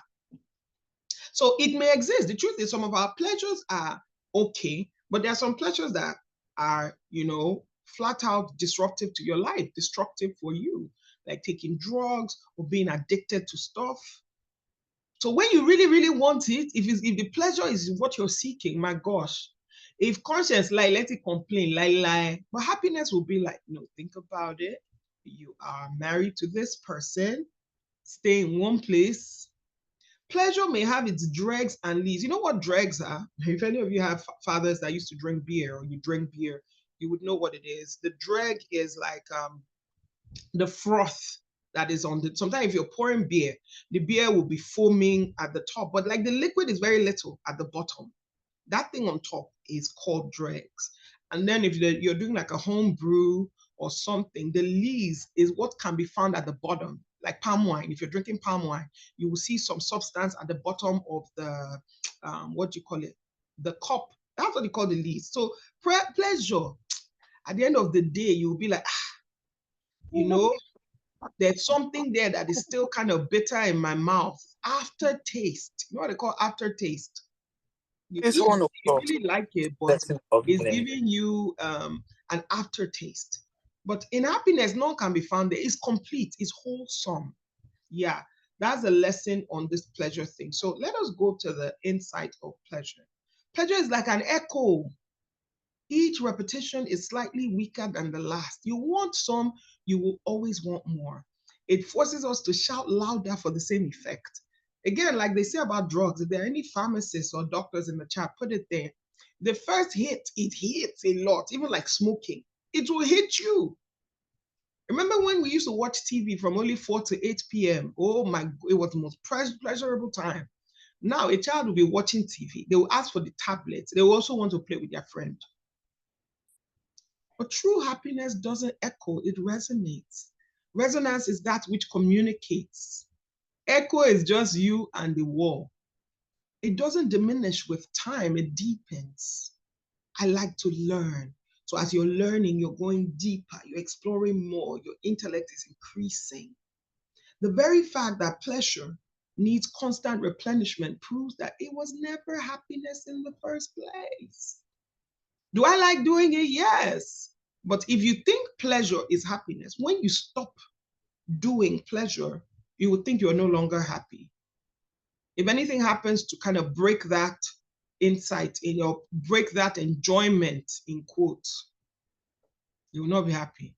So that guy that is singing happiness, if I broke now my business, the reason he can sing that song, he have money. I just pity the people that are singing the song. For lack for the night too, and this. That's why people are dying lonely and old. Nobody to take care of them or be with them. But at that point, pleasure is not allowing you really think of your future. Pleasure is like, no, this jollof is dirty December. You see, I even use Z. I'm supposed to use C. It's dirty December. I don't know why that's a phrase anybody likes to repeat. I don't like it. But like, what happens is Vegas stays in Vegas. I wish if you bury yourself in Vegas, it will stay in Vegas. No, it will follow you back home. It's following you in your body back home. All right. Well, thank you all for sharing now. I'll take one insight for this, and then we're going to enter our very next set of things. One insight for pleasure. And thank you to those that are still joining us. We still there, we still full ground. Some of you have been riding. I'm so proud of y'all. The 4-hour master class that we didn't even know that we needed. I love it so much. All right. You know when they say 5-hour Netflix binge per month? You mean per week? Okay, per month. You are doing very good. I'm proud of you. Some of us, I'm just not mentioning names. I just said some of us.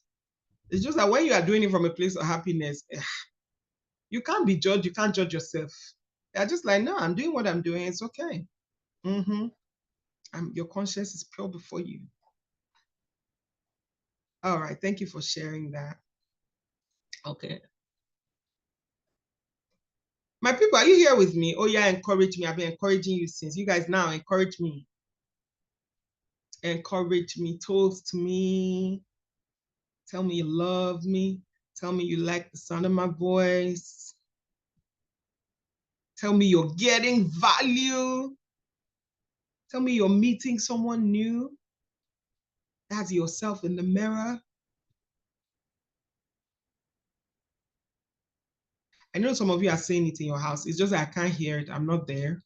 So you kind of got to put it in the chat. Put in the chat. Let's go. Yeah, getting fired up. I love it. But sometimes as the fire is getting up, it's like they're not pouring water, you're not done. And then we'll go to the next one, you're fired up, because the thing is, I love it. It's a process of reflection. All right. So as a way for this understudies, because we're going now into the 4 C's of happiness.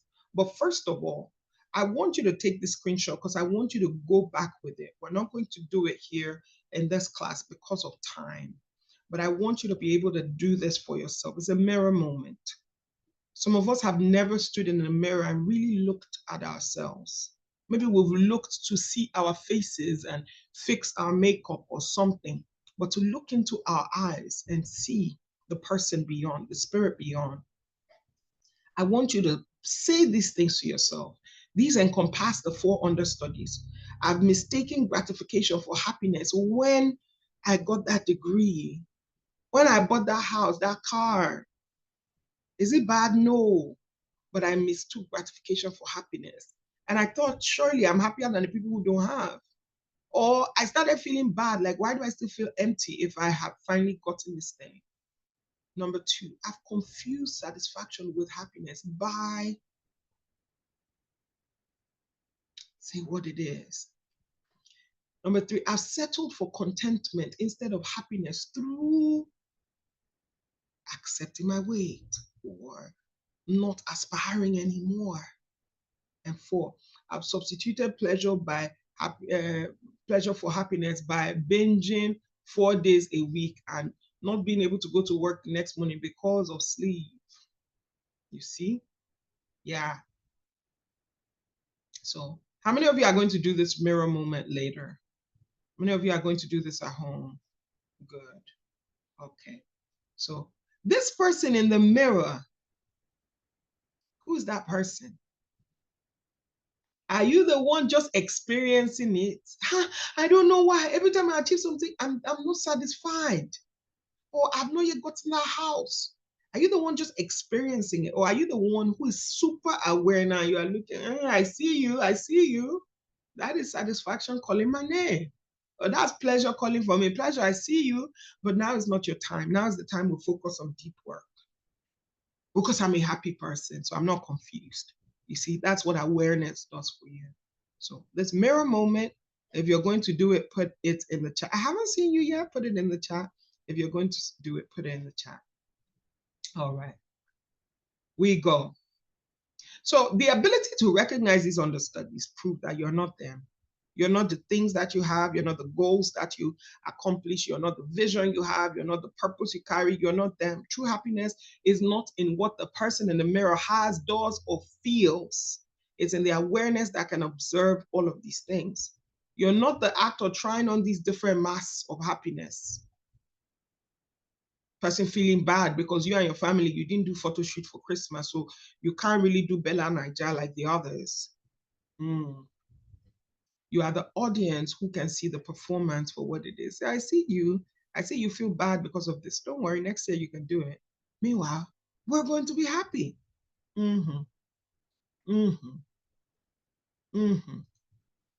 Okay. So in 2025, do this screenshot as well, because we're going to go into the rest of it at a quick pace. I don't use words like fast or quick. At an accelerated pace. That's a positive word. So put it. So notice when you catch yourself, notice. I settling. I see you. It's a lie. You want to do that makeup, but I just settling because of time. It's okay. It's okay. Or because of money. It's okay. So track moments of true happiness versus its understudies. Document the difference in quality and duration of these things that you feel. Observe patterns in your happiness journey. Okay. The 4 C's. Somebody say, brother, we wanna party.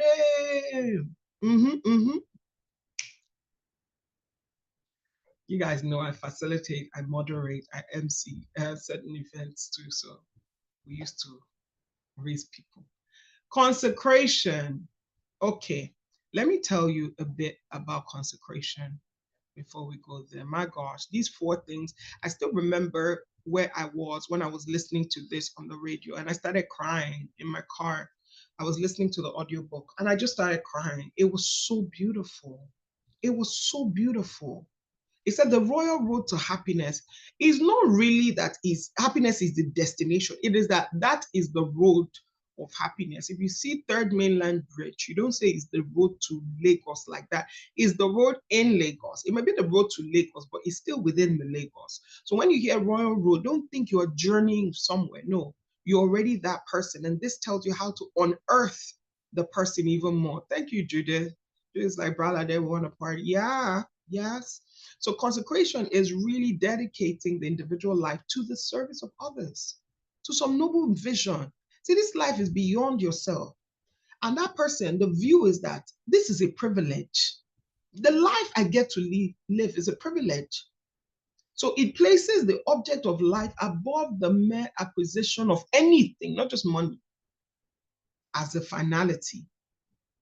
You're ready to lighten the burden of those around you, to forget yourself sometimes in remembering others. Like this doesn't really look like happiness, but it is. Consecration is ever active, bold, and aggressive. And this is why when people come to me for coaching, beyond just achieving your goals, I know that you achieving your goals means that you're being the best for others. So there has to be something higher, because when you attain that position, it will not be enough for you, because I know the danger of satisfaction. You will want more. So let's just add all together in this purpose, vision, goals. Let's add it all together. If you do only goals, is not enough. If you do only vision, is not enough. You want all of them. You see that? So let's do this now. Now, picture dropping a pebble in still water. You can write your primary roles. Some of my primary roles are coach, mentor, wife, mother, engineer, leader, speaker, author. Write them. And for each role, list who directly depends on you. I'll give you a minute to do this, and you can pick only one leg. Later, you can build out. So for my people, the people I coach C-suite executives, senior leaders, and I coach emerging leaders as well. Who is dependent on them? Well, their teams are dependent on them.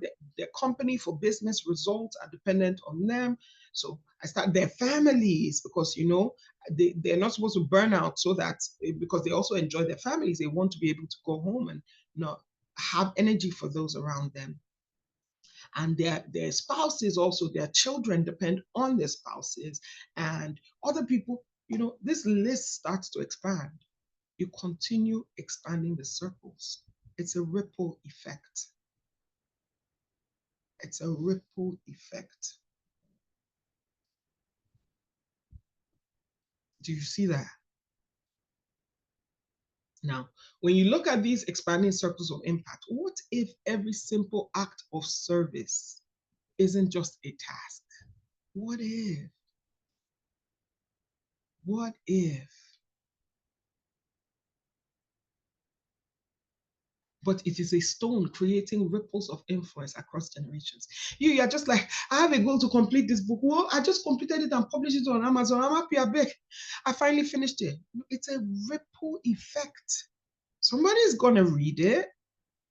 They're going to grow from it. And they're going to keep moving. You see? You see that?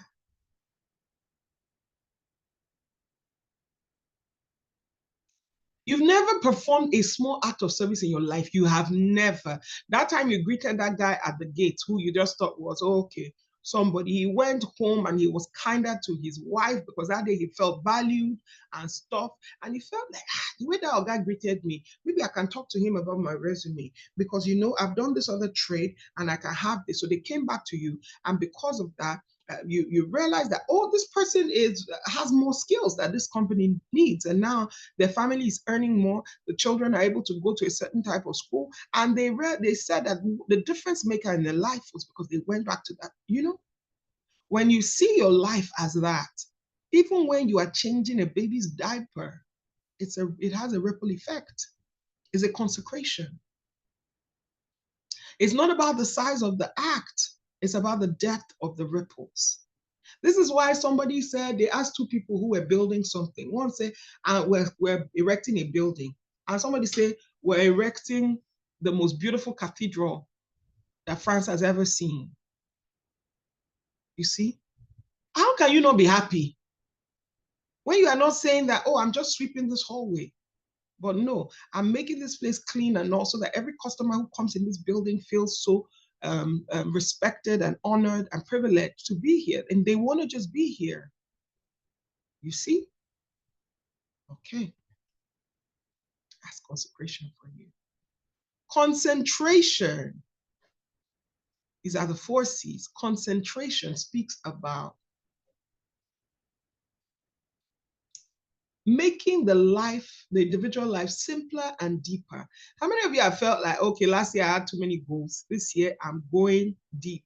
Only 2 or only 3. I'm not doing much more than this. No. It limits the life to its truest essentials. Worry, fear, useless, regret, all those things. No, let's sacrifice those things. A great purpose in life. Don't ever forget this. And I have a webinar coming up. If you stay till the end, I will tell you about it because I want you guys to get the first seats. I will only take a few people because we're going deeper. We will be talking about this great purpose in life. Something that unifies strands and threads of each day's thinking.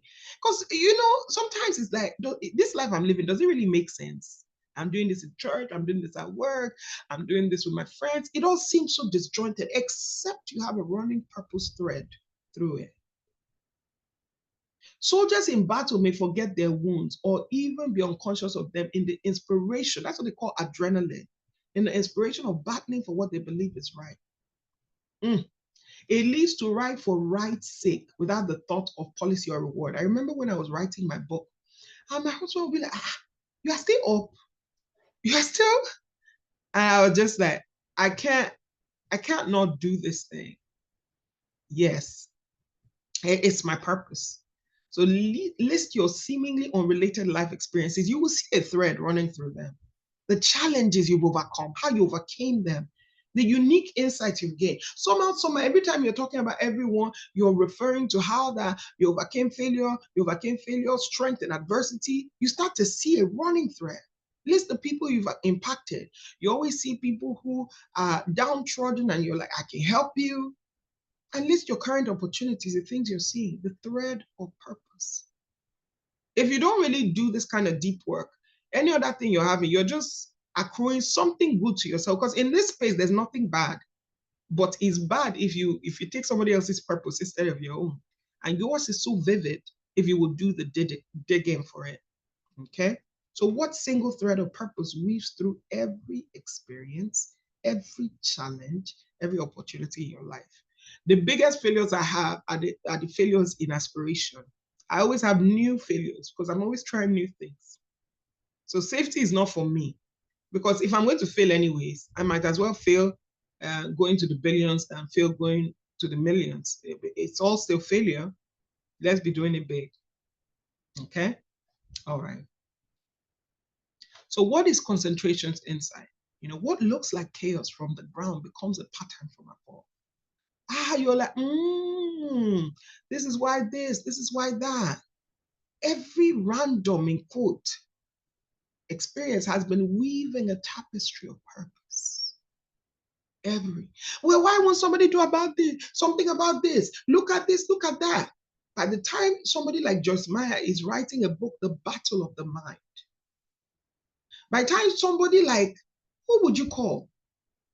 Barack Obama, who's been doing civil rights since he was in secondary school, is president. You see that every random experience. By the time you see a Mandela, who was just a citizen, become a president, he has been acting presidential way before he ever went to prison and then went to the presidential palace. Concentration isn't about forcing focus. It's about recognizing the pattern that's already there. And he told you guys how I believe that everybody has anything they need for life. I really believe that. So recognize the pattern. Don't say, I need focus. I need focus. No. You already have it. Let's calm down and look. What is it? Somebody was talking about, taking on a new skill or complaining about something that others have complained. And I say, look, you've outgrown that space. Where you're supposed to be playing now, they don't need that skill here. So it is a natural outcome of growth. Imagine you telling a 5-year-old you no longer know how to wear your diapers and no, they have outgrown that level. You no longer know how to crawl. By now, you should be an expert crawler. No, they're not crawling anymore because they've gone up. In the same purpose of movement, their movement has become different. Okay, so that is concentration's insight. If you have questions for me, begin to put it in the chat. We have 2 more C's to go. I'm so proud of you. All right, conquest. Conquest. Ooh, this one had me in my feelings. It had me in my feelings. So conquest was saying here, what is this conquest? Is the overcoming of an evil habit. This guy is very dramatic. This is old English. But look, sometimes when you are worn and weak with the struggle, like you're on this call, you're tired, you want to go, but you're like, I need this thing. You're like, oh, should I keep writing? This other insight has given me goals.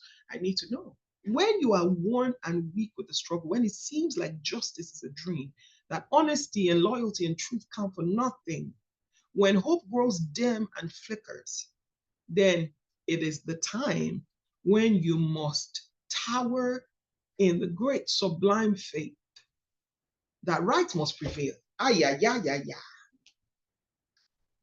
What I highlighted here is what everybody should know. You must master yourself to master the world around you. It's not about discipline. James Allen said that the key to this thing is not discipline or denial and renunciation. No, it is in knowing who you are, embracing this happiness. When you do that, all those discipline and everything, it will fall in line because you know where you're going, you know what you're doing, and you know how to get there. This is conquest. This is what counts. When all these things assail you, because they will, when the jealousies, the petty intrigues, I don't like the politics. That's why I don't want to be in management. There's even politics in your home with your children and your spouse. How much more in the C-suite? When the misunderstandings in life assail you, you rise above them. Who are you? You're like the lighthouse that illumines and beautifies the snarling, swashing waves of the storm that threaten it, that seek to undermine you and seek to wash over. If you quarrel with me, I don't normally notice so. So if you ever mean to keep malice with me, it don't work. I have convinced myself that I'm so loved and that I'm a love being. So I don't really notice. That's my conquest.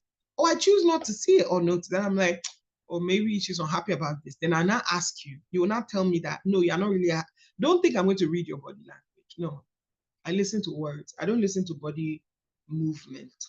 So if somebody is not willing to tell me, I believe the best, why won't I believe the best? What is the alternative? Torture myself with wrong beliefs? No.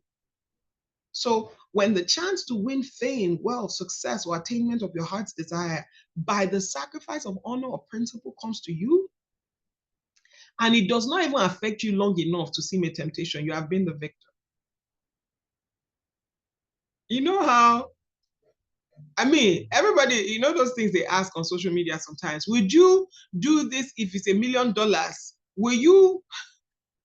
I know some of you look at some of those things sometimes and you're like, even for $1 billion, you won't.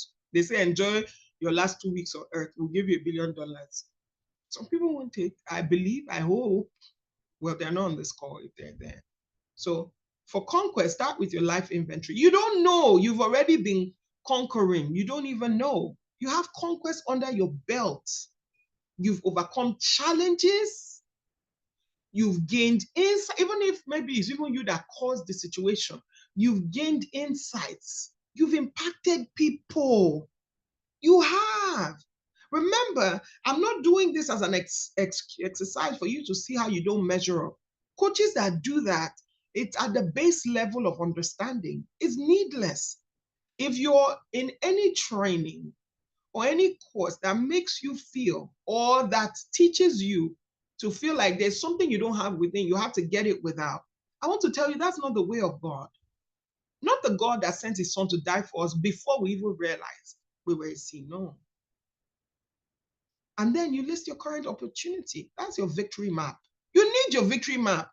Before your vision board, you need your victory map. Because why did David say, should I pursue? Will I overtake? I mean, that's something he has been doing before. So he just wanted to ask God, should I? Because he was already used to conquests. As I did it before, Samson said, I will rise up and shake myself again. Do you see that? If you don't come from this place, you will be doing your goal, but it will be that you're already expecting failure. Because you're not operating from a place of victory. So happiness, when happiness draws on some of these things, when I remember, I used to have these bike riders when I was on campus. They were my posse. Some of them now, they are married, they've had children, they are my friends. How did I know them? I just used to ride bike with them. And I will preach to them. I will ask them about, I encourage some of them to go to school. Even if you read my PhD thesis, it's there. If I call them anywhere, they would be there. Some of them know my family. I can't think of those people. I can't think of Chinedu. I've not even spoken with him in like 10 years. I can't think of those people and not be happy. And the funny thing is, they impacted me as much as I did them. Yeah. You've been a school mother in your life, and you still don't have confidence. Come, let me remind you of how awesome you are. Let me remind you. You birthed 3 children from your body. None of them now you starved or beaten to death. You are a hero. You're a hero. You are. Okay? So what if every setback wasn't a barrier to happiness, but a building block for it? These aren't barriers. Even the things you've overcome, if you know what I've been through. So your greatest pains have become your greatest powers. What broke you then serves others. Conquest isn't about avoiding battles. It's about recognizing that the battlefield is where your strength is forged. Okay, I guess I'm on another forging journey. That's where I am. Okay, I guess we're about to go again. God and I, majority. You can have soundtrack for some of these things too. And later you put it in the chat. Put it in our WhatsApp group, which will be closing here shortly. Go ahead and put some of your insights there. If you're not on the WhatsApp group, they're going to put it in the chat and you can participate in it. Okay. All right. Who's ready for the final? Say final. Come on. Say final. Final. Say finale. Say finale. You ready? I love y'all. All right. Conscience, the inner compass. Have you seen, do you know that armed robbers, they have conquests? Sometimes they've caught them, they went to jail. Have you read some of those heist books or watched the movies? They persevered, but the conscience is broken. In fact, they were consecrated. They focused on this thing. We must hit the biggest bank in Spain, but the conscience was broken. They concentrated, focused. They studied this bank. went undercover for 2 years, but the conscience is what? Broken. So start with decision mapping for this one. You list your major decisions, the recent ones. Why did I really make this decision? Just note the logical reasoning for it. And then note what your gut feeling was. Then you write the eventual outcome. They say just sign here, it's not anything much, I want to submit it for my immigration papers. Just write here that you know this and you do that. And you're like, I'm not comfortable with that. Allow me to write another one for you, the one that I know, and note your gut feeling. There was something that just didn't sit right. And what was the eventual outcome? They called you and said, how do you know this person? And you were able to defend it. Or taxes. If you're in America, you feel me on this one.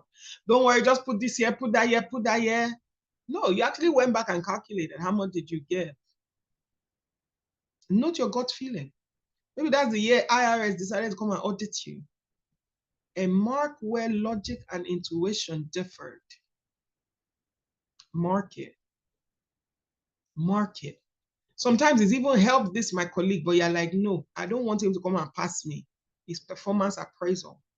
Mark it. Okay? How often was your inner voice right, even when logic disagreed? And let me take you briefly on here. It said here, conscience is the mentor and guide and compass of every act. Any act you're doing, it came from somewhere deeper. But it says something. It is when you can stay alone. Many times we can do the right thing when others are watching, but when you can stay alone with your conscience and get your own approval, and you're able to do this mirror thing where you look at yourself eyeball to eyeball, it's great. Without using force or special logic. And what do you want me to say now? Is my boss that asked me to do it, this, that. Nah. Then you begin to know what real happiness is. I wrote about Abigail and Sapphira in my books, and Abigail followed her gut feeling. But Sapphira just logic. My husband said this, I guess that's what we're doing. No, Abigail was like, nah, this is wrong. So you should be careful that you are not appealing to a conscience that's perverted. That's what people do. When you come to America, this is how we behave. Or deadened. My colleague even took this much. Me, I'm just taking this one. It leads to deafness. So the person who is seeking to live their life by the 4 C's, living, remember again, last chapter, we said, living from day to day as best as you can by the light that you have, may rely explicitly on his conscience. If you've already thought that you will do your best, you can then shut your ears to what the world says. I think of people like Dora Akunyili, and I'm like, in a country like Nigeria, madam, how come you didn't just keep quiet? She was a very renowned person who was able to stay pure in a corrupt society and really drive reforms, even at risk of her own life. Can shut your ears to what the world. Sometimes people call her and say, madam, think of your husband, think of your children. No, she could shut her ears and find approval in her own conscience. And what is that conscience? It's the voice of God communing with the individual. That is that conscience. You see that? So as we wrap this up now, realize that conscience isn't just a moral guide, it's the voice of accumulated wisdom speaking in whispers. It knows the way before your mind can explain why. It does. It knows the way. Okay? All right. So this is what you'll be focusing on. And if you walk with me, we're going to do this together. First one, we're mapping our purpose. This is our consecration. We're mapping our purpose. We're recognizing patterns because this is what takes us there. We're spotting our strengths. You have strengths. Stop aspiring to make your weakness your strength. That's already your weakness. Let's hone your strength. Let it produce for you. And then we're walking with wisdom. Before somebody tells us what to do, our spirits must align. If your spirit doesn't agree with what I'm saying, why should you accept it? Your heart knows wisdom. You know what is right for you. So intuition, we're going to be walking with that. And it starts by refining your thoughts and your mind. So because of that, I have a gift for you. Who's willing to walk, W-A-L-K, with me and work with me in 2025? If you're here, say me. If you're here, say what? Me, because you're about to hear gold. You're about to hear gold. Okay, I'm waiting for about 5 people to say me. Chigozie said me. I love it. I love it. Engineer Ahmed said me. If you're ready to work with me, if me and you were working together, we're working together. In 20, we're already there. Me and you, we're already there working it. Put it in the chat. Okay, I see you, Blessing. And Bingpe. All right, let's do this. Let's do this. Fastest fingers. So we're starting out the year with a purpose, vision, goals workshop. It is a 2-day intensive workshop. This is what we have done with one chapter. Imagine when I get into your business. And if you haven't been listening, go back to the beginning, or if you weren't here from the beginning, go back to the beginning and listen to the replay. And you'll see where there was many testimonials about some of my current clients, my past clients. Nobody's really my past client. Yeah, we always get together. So think about it. What happens when you unlock the 3 essential ingredients to design and create your ideal future? Okay, Brad, I'm happy now where I am, but there's the dissatisfaction. Remember, we said that dissatisfaction was not bad. How do you know where to go? How do you know what to consecrate yourself to? What does your conscience know to begin to make decisions towards? What are you about to have a conquest in? We're here to transform. So I want you to join this workshop to gain a powerful framework to align your purpose, your vision, and your goals to achieve real results. Am I seeing your emojis? I am seeing your emojis. Give it to me. So some of the bonuses you're going to be getting are necessary endings, is a boundaries masterclass. It is something that allows you to end certain seasons in your life so that you can move on to the next. It allows you to pull the curtain on the past and be like, okay, let's head out to the future. Even on some relationships and some phases in some relationships, necessary endings, how to see what should I keep, what should I throw away, and what should I distance myself from. That's what you get, that bonus. I already have that recording that people buy as well. You will get 2 books, my 2 books, and a personalized, even as we learn together in a group and as we do our coaching session together, you also get a personal 2025 goal strategy session. We start from our vision, our purpose rather, what we were born on this earth for. What is that thread running through all our things? Then we go to our vision. How do we actualize this purpose in this world? And the goals are what help you accomplish your vision and fulfills your purpose. You see that, how it works? So all of these things are worth about $2,500, but it is going for $596. But what do you think? Did I stop there? No, did I stop there? No, I didn't. Because I'm like, it's Christmas period. Let me also give Christmas gifts. So today, it's only $247 for the next few days. Only. And don't worry, I see Jumoke missed the details of the workshop. It'll be coming as well to your inbox. And Ele, please go ahead and put the link in the chat as well, and you all can get it. 200 and where are the emojis? Yeah, it is going down on the 17th and the 18th of January, and we'll keep working together in 2025. And it is the beginning of the best of your years. You know, I tell my coaches, I first start out, look, I'm giving you guys scoop now. I first start out by telling people, oh, you know what's up?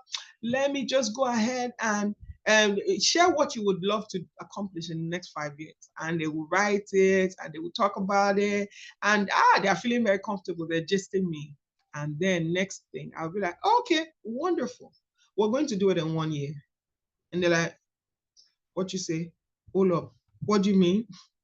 Maybe the only thing I can't really help people do is to do it. I maybe have 3 babies, except they are doing IVF in 1 year. But aside from that, I'm the quantum leap coach. I don't do just the normal, oh, let's track the streak. I like to do 10,000 steps a day. That's wonderful. The accountability coaches for that. I deal in the impossible.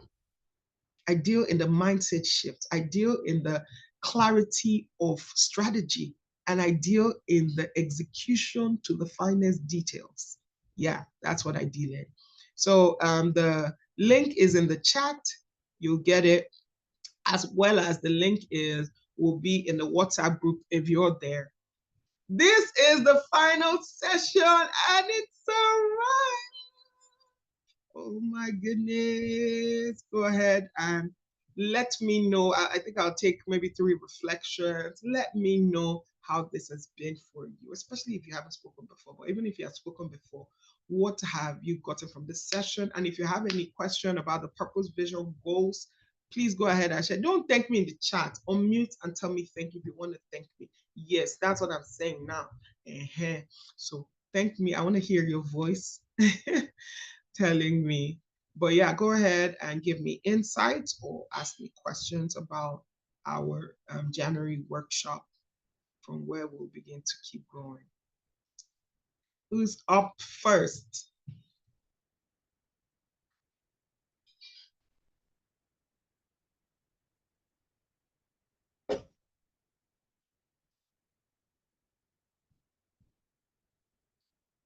I'm listening. Has it been good for you? Has it been of value to you? If it has been, go ahead and share with me. Bumi, you here? Hi, Brother. Yeah, go ahead, please. Okay. Go ahead, I can hear you. Okay. Thank you so much for this session. I haven't been able to join any of the sessions. I just joined today, and I'm wondering what I have been doing all the while. I got the link from Judy, and I have been procrastinating actually joining, and then coming in today. I'm grateful there are videos, there are recordings to go back to and catch up on everything that has been done so far. I really want to appreciate you for this. It's just timely for me. It's timely for me because I'm at the point where, so I transitioned into a new role this year, and it hasn't been, I'm working with a startup, so it hasn't been easy because it was just thrown on my lap without any form of training, and I had to figure things out. And just when I felt like I was okay, getting a hang of everything, I just got thrown off balance towards the end of the year. And I'm like, okay, what next? And having to listen to everything you spoke about today, I just know this was for me. And I really do appreciate every nugget you shared, particularly something that stood out for me was the whole idea of content, being content, using it as how do I put it, like a shield, and that's has been where I have been in a while, and I really appreciate everything that you said today, and I'm definitely taking the steps you spoke about today. Thank you so much. Can't wait to meet you, Blessing, because I was looking at Blessing. I'm like, that's my sister. My husband is Igbo. So I'm like, that's my Igbo sister. And I was just, I was like, I haven't seen her here before. Well done, Blessing. And you stayed the whole time. Yeah, just like, I'm not leaving here. We're here together. Teach. Open your mouth and teach. I'm listening. I love it. Thank you for speaking up too, because I know if you're just here for the first time, maybe wondering, well, should I speak? Shouldn't I speak? But look how you've blessed us. Thank you for sharing that. And Judy, ambassador of the what? Yeah, you will give Judy her flowers in the chat because she's the ambassador. Yeah. the highest one. Okay, who else is going? Insights, questions? And feel free to message me as well if you have any questions beyond here. But let me take a couple more before I go. This is the final. Next week, you can't come back to ask me. I don't know if I'll do a bonus session. I feel like somebody's pulling that off of me. But this is it. Binkwe, don't be sending me flowers. Give me my flowers to my face. Give me my what? Flowers. Ogo,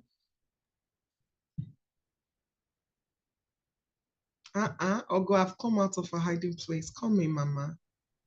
Come in. Thank you so much. I think it's really been amazing. All the chapters, I've been privileged to be able to attend all the sessions, and it's been such a blessing. I think the key thing that I'm taking away is the mindset work, the perspective, because a lot of what you've taught us has really been about framing the way we want the next year to be, the way that we think about ourselves, the way that we think about what we have to accomplish. And so I'm definitely really excited about the next year. I do believe it's going to be the happiest year yet. And I really want to take the time to thank you for investing your time and your energy in us over this period. It's been amazing. So thank you so much. Sorry, I was muted. I said, but it's not goodbye, is it, Ogo? No, for this not session. goodbye. Yes, for this session, I agree. Yes, it's not over, but you're so right. I can already see how in the next year coming, before I would start coaching someone, I'll ask them to do the program first. The workbooks are there, the recordings are there. I'll ask them, go through it. And if you haven't been through it, go back and listen to video 1, go back and listen to 2, go back and listen to 3, take notes, download the book, sit down. If you want to go on a retreat, take this thing with you. I promise you, you will be like a reinforced brick building, unflappable, unshakable, fully aware, but still growing. I promise you, do it, okay? If you have any friend who wasn't able to join, it's not over. The playlist is there, share it with them. Ele, one of the things I'd like you to do, will embed in the YouTube descriptions the link to the workbook so they can go through it together as well as they're listening. And you guys give it up for Ele. Ele has been our program coordinator, coordinating all of you throughout this program, coordinating me too, yes. And I know she's not on the call right now, but really making our group warm. I see y'all. All right, Engineer Ahmed, MNSE, M. Osha, my fellow engineer, please talk to me, sir, because I see your hand is. Yeah, thank you very much. It is a pleasure to be with you today. And from it, you have exhibited as usual. Way back 10, 15 years ago, we're together. And I think it should be 16 years now. It is, NYSC. Yeah, Jackie the Bones. So it is good for one to be transformational, visionary mindset, reaching the goals, and also self-esteem. And these are things you have touched today, because without this, the growth in person and also in the activity and people around you will be difficult. So it is my pleasure today to have learned a lot. I know you have been following me up and down for years, but in fact, I'm just arriving from the lorry. I went by road, came back, and also it popped up. I said, oh, today I have to join before I go to sleep. So thank you very much. I appreciate it. Thank you. In fact, you guys give it up for all the Nigerians in the chat. This is almost midnight. I'm so proud of you. You know, there's some people you meet and it doesn't matter where they're from. You just connect like you've always known each other. Me and Engineer Ahmed, I think we platoon leaders or something, because you know, like, wherever I go, I can't really hike like that. I try, but it's my purpose is leadership. My purpose is leadership. That means put me amongst the people, I don't know, think of the most mundane job you can think of. I will be leading that group and I will be taking our union issues to the president of the United States or anywhere. I'll say the Association of Road Sweepers. I've noticed people keep throwing plastic bottles into the trash. I'm a leader. That is my conquest. And my conscience is that I speak up.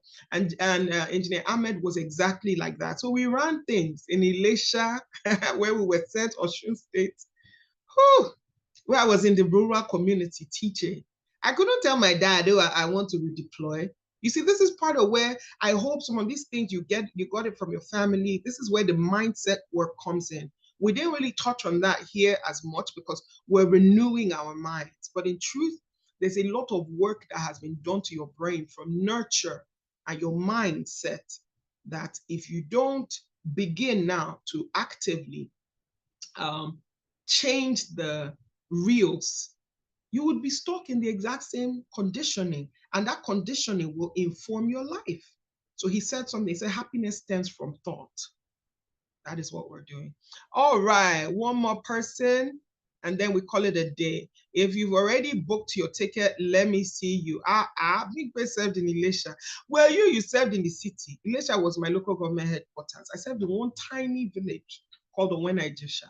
I didn't say that I used to go and come. No, I served there in one small secondary school, teaching maths, chemistry, and physics. Yeah. All right. One more person.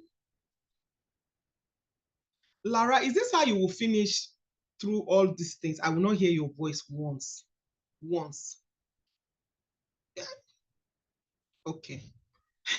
Eniola, I know you joined us later. You can still speak. Eloho too. I'm listening. Somebody was about to speak. I'm listening.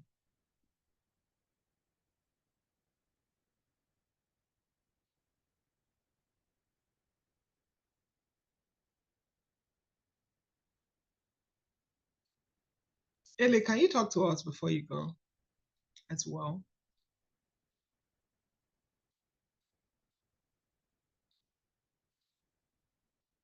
Judith, it's like they're waiting for you. Okay, so You I know my don't know what has cleaned. This is to show you. you have talked a lot. I've met you. Right, so thank you so much. I think this has been an incredible journey, and just as I said at the beginning, it is something that we need to really go back to go and sit down. And I think that something that struck me was the fact that some of the things, the questions that you were asking, I struggled to answer them. Not because, so I was in a place of, should I think about it too deeply or should I just write a quick answer?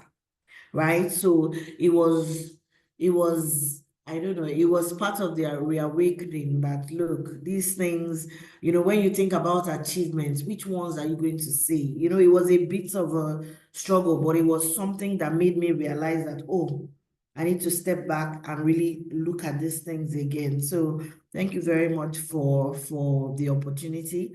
And I think as Coach T said, this, I wouldn't say this is free. I think it was as really no cost to us, but this is a lot. Having been someone who has been very particular about personal development over the years, this is a lot. Like, we probably don't know, but this is a lot, and this is such a privilege, and we really, really I don't take this for granted, and I'm going to go back and dig into this. And as you said, we are here for it. We are 2025. We have to enter it, and it has to be the happiest year ever. We couldn't have gone through it and continue business as usual. That's not going to happen. So thank you very much. And just as you hailed, I think I need to hail again all the people from Nigeria, because this is like 5 minutes night, and it takes a strong commitment. I really want to appreciate Blessing and Chigozie for staying through through this. Thank you so much. Thank you, everyone. Thank you. Well done. Judith. Anyway, Judith will tell you more when we go on Purpose, Vision, and Goals workshop. Let me take Chigozie, ambassador of TMOC study. That's Judith. Hello, I've ma'am. been holding myself back. I didn't want to say anything. I want to thank Madam Judith for bringing me on board. I didn't start the series when it started. And even when it started, I would join. and I won't join, till the end. But today she sent me the link, although I started getting the emails, but she sent me the link and I said, I have to join today. I'm grateful for these sessions because I won't say it's been a really challenging year, but it's been a tough one. And I'm grateful for, being able to roll by. I'm also grateful to you because the sessions are very thought-provoking. These are things we hear, but, having to hear them differently, in all of these sessions, it makes a difference.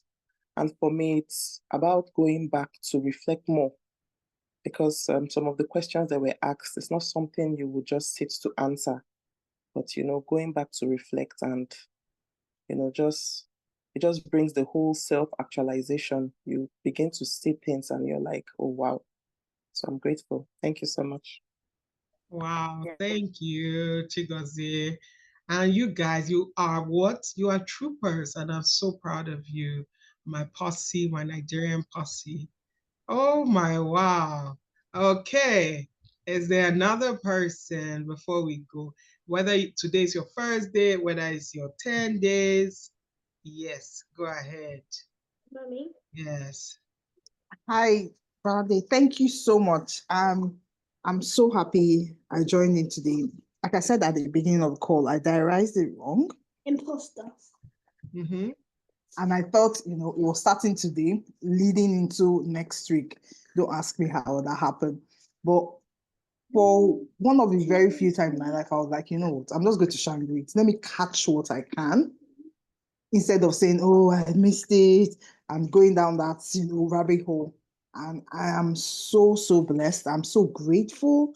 I'm so humbled. I'm so privileged to have been on this type of call that there was so much insight shared, but much more, it was so fulfilling to be doing things in real time. Mm. That for me, that was like my biggest takeaway, just to be doing the things in real time. So it's already killed that my perfectionistic and procrastination bug to say, okay, I'll come and do it another time. But just doing it in real time, able to write some things down, knowing that I've already started setting myself up for all that I've started writing down. And so thank you for doing this, Brady. Thank you for bringing your A game. Thank you for infusing everything you have. Like, you didn't hold back. And like you've said in the course of the workshop, there are all sorts of coaches out there. But there are some people who are out there to actually serve people, to help people step into their greatness. And thank you for being and raising your hand to be that kind of person for God. Thank you so much. Thank you, Yewan Day, even with the children, everything, because I know you guys had a lot of explaining to do, kind of like I've had to do today too. But thank you so much for sharing that as well. And again, remember, like I said, this is not the end.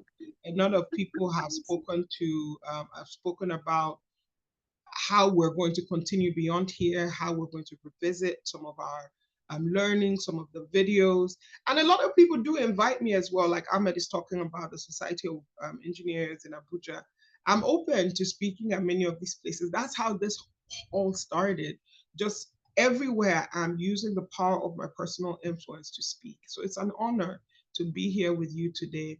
I work in corporate America as an engineering leader. I coach, I mentor, I write, I speak, I consult with companies. There's a lot of things that we do, but guess what? There's one purpose running through everything.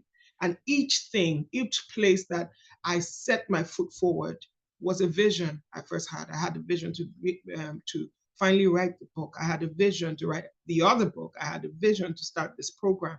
And there is an art and a science to actually setting the goals that help you accomplish these visions that fulfill your purpose. And that's what I want to, that has to be the foundation we start the year with. But before we did all of that, it was important for your mind and your spirit to be in the right place. If not, you will set goals and visions that are against your conscience or that come from the place of contentment, which is not what you're looking for. You see that? All right. Thank you, everyone. I love you. I appreciate you. And I believe that we will see again. Don't forget that link, that price will be there only till the end of the year. So you want to snag your ticket real quick. Real what? Quick. Okay, so I'll be seeing the rest of you. Where's my music? If this weren't going on YouTube, I would have played some music. Okay. Well done. So Ele, go ahead and put this in the group as well. If you have any questions, ask us there. We'll be seeing. We'll be seeing. Well done. And if you didn't get to speak, I'd like to take your testimonial, send it to us by email or put it in the chat as well. And if you need to reach out to me, you have my number, or send me a DM as well, and I'll let you have it. God bless. Ta-da. Okay, I'll put my number in the chat for those of you who don't have it. And I'll be here for about 60 seconds. You can get it. You can get it if you really want. You can get it if you really want, but if you try. It's a wrap, TMOC.